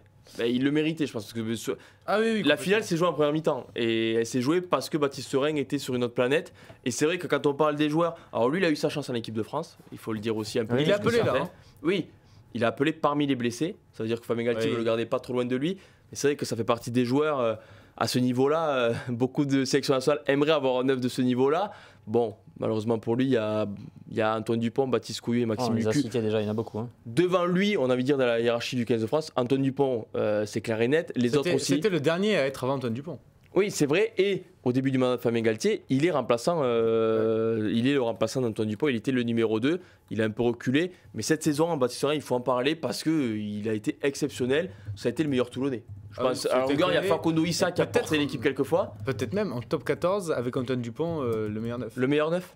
Pour toi, tu le mets dans le meilleur. Je suis en train de réflloir très vite. 14, ouais. Carvalho, quand il est présent. Ouais, mais pour moi, Carvalho n'a pas eu l'impact qu'a eu Baptiste Serein. D'ailleurs, on le voit, Carvalho n'est pas dans les Non, c'est vrai. Carvalho, je trouve que surtout en Coupe d'Europe, c'est vrai. On passe à ces matchs en Coupe d'Europe. En top 14, il a fait des matchs énormes avec Carvalho. J'enlève rien à ce qu'il a fait cette saison. Mais c'est vrai que Baptiste Serein, je suis pas loin de penser comme toi. Je pense qu'il est numéro 2 ou même numéro 1 bis avec Antoine Dupont au poste de mid-mêlée. C'est clair. Non, c'est vrai. Dans le chat. Il y a Lucu aussi, mais bon. Alors, on a dit beaucoup de joueurs et de joueuses et 4 joueuses. Je répète, voilà l'Oscar féminin. Est-ce que je me lance à répéter tous les nommés? Bien sûr. Les 30. Parce que des gens qui nous ont rejoints. On me dit dans l'oreillette, bien sûr. Je vais nommer les 30 Oscar Or. Les deux têtes, c'est plus drôle. Alors, deux têtes, les 4, je les ai à chaque fois, je pense. Mais les 30 Oscar Or, c'est difficile. Surtout dans l'ordre alphabétique. Ah, c'est un peu compliqué. Non, mais je me lance. Alors, on a commencé, c'était il y a plus d'1 heure et demie quand même qu'on a commencé. Voilà, donc, sont nommés Grégory Aldrit, Winnie Antonio, Léo Barré, Ouzaïr Kassim, le 3e mine Bayonné, Jonathan Danty. Ça, c'était pour les 5 premiers. Donc, voilà, retenez si vous êtes arrivés et retenez vos protégés surtout, les joueurs qui sont dans vos clubs. Julien Dumora, Ethan Dumortier, Antoine Dupont, bien évidemment, Gaël Ficou, le centre du Racing, et Thibaut Flamand, le Toulousain, 2e ou 3e ligne. Ensuite, on est parti avec Nolan Le Garec, Camille Lopez, Maxime Lucu, Sekou Makalou et Emmanuel Meafou, le meilleur marqueur du Stade Toulousain cette année. On en a parlé avec 11 essais. Ensuite, il y a eu Emilien Gaëton, Beka Rogadze, Antoine Astoy, Facundo Issa et Mathieu Jalibert. Ensuite, ils sont beaucoup. Ils sont beaucoup. Zach Mercer, Romain Tamac, Charles Olivon, Damien Penaud et Thomas Ramos, le 15 titulaire de l'équipe de France et du Stade Toulousain. Et pour finir, on en a parlé bien sûr, Baptiste Serein, Joshua Tuisova, Tristan Teder, Will Skelton et Finn Russell. Voilà pour les 30 nommés Oscar Or. Pour l'Oscar féminin, je le répète, 2 têtes. Gabriel Vernier, Agathe Socha, Gaël Hermé et Cyrielle Banet Lélière. L'Oscar Esport, Emilien Gaëton, Louis Bielbiaré, Léo Barré et Baptiste Jonot. Barré et Emilien Gaëton qui sont également dans les 30 nommés Oscar Or, vous l'aurez compris. Oui. Oscar Europe, Will Skelton, Grégory Aldrit, Gary Ringrose et James Lowe. Tu me regardes avec les yeux qui brillent. Non, c'est bien, je vérifie à tort, j'attends juste qu'une shot, c'est que tu te trompes sur un. Et l'Oscar Monde, c'est Kylan Doris, Jonathan Sexton, Antoine Dupont et c'est celui que j'ai le plus cité, vous l'aurez remarqué puisqu'il est nommé dans 3 catégories, c'est Grégory Aldrit. On l'a dit, Grégory Aldrit, Oscar Argent les 2 précédentes années, favori peut-être pour certains dans le chat. Alors, est-ce qu'on fait un top 3 ? Est-ce qu'on se fait un top 3 tous ? Est-ce qu'on se fait un top 3 ? Je vais te dire pour l'Oscar Or. Parce que pour les autres, comme c'est la réaction du Midi Olympique, on rappelle aussi, c'est important. Vas-y, Max. Je me permets de rappeler. J'ai soif, c'est pour ça. Il y a un Oscar Or qui va être élu par les gens dans le chat, par le grand public, par tous les amateurs de rugby, tous ceux qui veulent voter.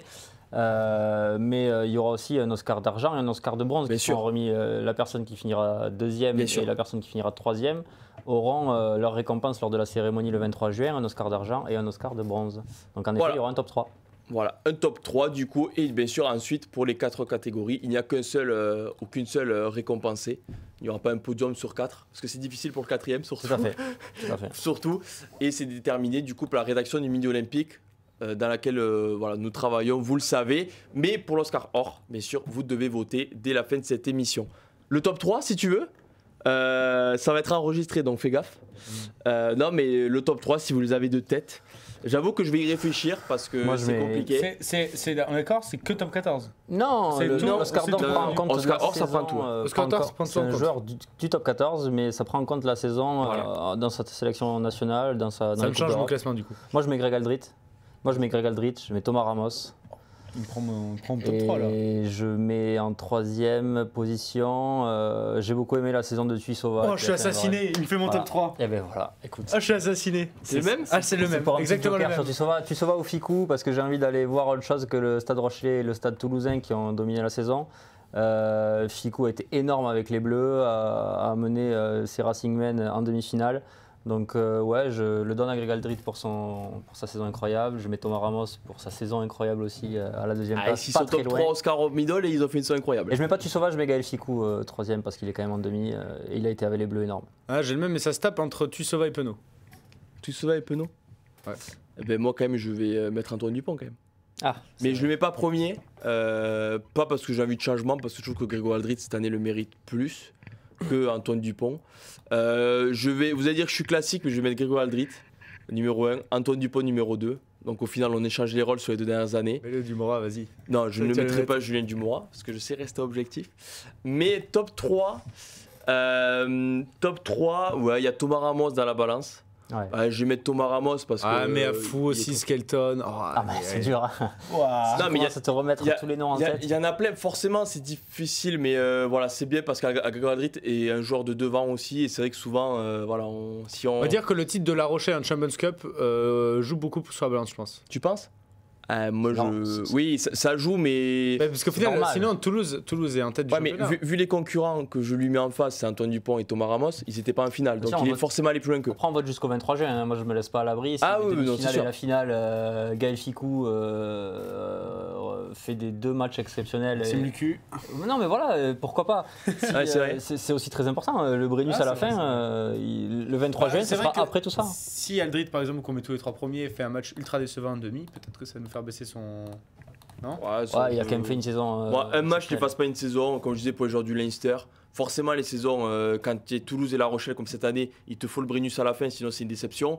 Pour Bordeaux et le Racing, même s'ils ont l'équipe pour gagner, tu te dis que leur saison est presque réussie déjà, où ils se disent déjà Bordeaux, tu es dans une situation où tu vis Rurios, tu as Frédéric Charrier et Julien Lahiri qui prennent le bateau qui est presque en train de couler. Au final, ils sont en demi-finale en ayant gagné un barrage à l'extérieur. C'est inespéré, on peut le dire. Ouais, mais c'est inespéré, mais ils l'ont fait.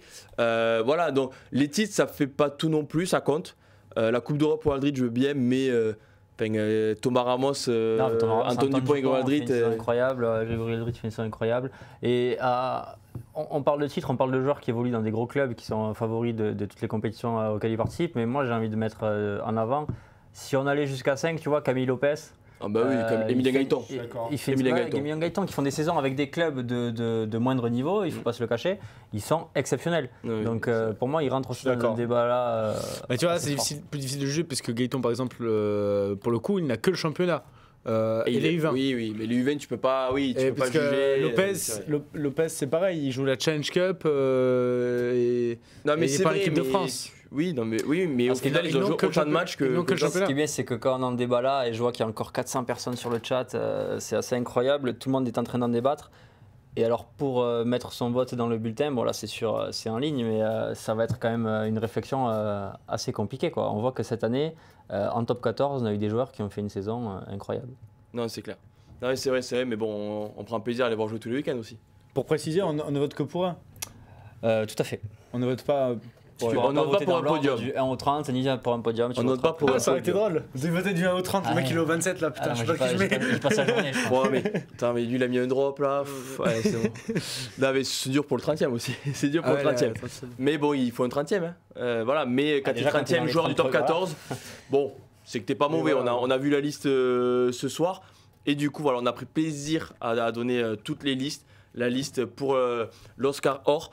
Et messieurs, c'est le moment de clôturer cette émission, cette longue émission. Mais bon, quand on parle au rugby et qu'on prend plaisir, on ne voit pas beaucoup le temps passer, c'est vrai, surtout que c'était un peu saccadé. Je remercie Baptiste dans la régie quand même, qui a eu beaucoup de boulot aussi. Max et Julien Gère et Tristan Fer et même Manon Moreau, tout ça, qui ont travaillé, toute l'équipe a travaillé quand même pour cette émission. Vous avez été nombreux. Apparemment, j'avoue que j'ai pas le chiffre. Ils étaient très nombreux. Voilà, vous avez été nombreux. Personnes. On vous remercie toujours. Bien évidemment, on continuera à faire des émissions Twitch. Il y en aura sûrement une pour la finale, notamment. Ouais, les gens demandent d'ailleurs s'il y a une émission La Grande Mêlée. Je fais pas ça pour faire la promotion. Les gens demandent vraiment dans le chat s'il y a une émission La Grande Mêlée, vu que ça joue un vendredi soir. On en a parlé lundi pour ne rien leur avouer. Ce sera vendredi soir. Et ce sera en personne normalement de Yanis Guillou. C'est moi. Voilà, c'est Yanis Guillou. Et là, plus personne ne demande. C'est la team Panache. Et là, plus personne ne demande. Non, mais la team Panache se transformera en team défensive. Les gars, faut subir les impacts et vous ne laissez pas marquer. Il y aura un avantage pour ceux qui font la grande mêlée. Vendredi soir, vous aurez les 4 compos. Dans les 4 compos. Ce sera quelques heures avant Toulouse Racing, donc il ne faudra pas arriver en retard. Là, ça sera combien par équipe? C'est 6 par équipe. Comme un barrage. Maximum. Comme un barrage. Il reste 4 équipes, 6 joueurs maximum par équipe. Si, il faut 18 joueurs, 6 x 4, t'es large pour. Ça devrait le faire. Ouais, d'accord. Voilà, et ce sera 10 en finale. Et puis on espère une très belle cérémonie aussi, des Oscars du coup. Très belle cérémonie, mais ce sera après la finale, comme je le répète. Le 23 juin, cérémonie des Oscars. Le 17 juin, finale du top 14. Et le 21 juin, annonce des 42 joueurs sélectionnés par Fabien Galtier et ses adjoints pour préparer la Coupe du Monde. Parmi ces 42, il y aura les joueurs qui porteront le maillot bleu pendant la Coupe du Monde, sauf blessures, mais évidemment, on en a beaucoup parlé. Les blessures font partie du sport et du rugby. Pour ceux qui connaissent les live Twitch, la grande mêlée, très déçu qu'il n'y ait pas Harry Glynn dans les 30. Oh, le puriste. La team Panache. Voilà. Pas la team Panache. Merci messieurs, merci à tous. On se retrouve sur Rugbyrama. Merci Vincent. Et Rugbyrama, du coup, désormais, sur le même site. On se retrouve Rugbyrama Midi Olympique en fusionné pour un même site, mais toujours autant de bons articles. Merci à tous. On se retrouve rapidement sur Twitch dès vendredi soir avec Yanis Guillou pour la grande mêlée. Merci à tous. Ciao, ciao. Ciao.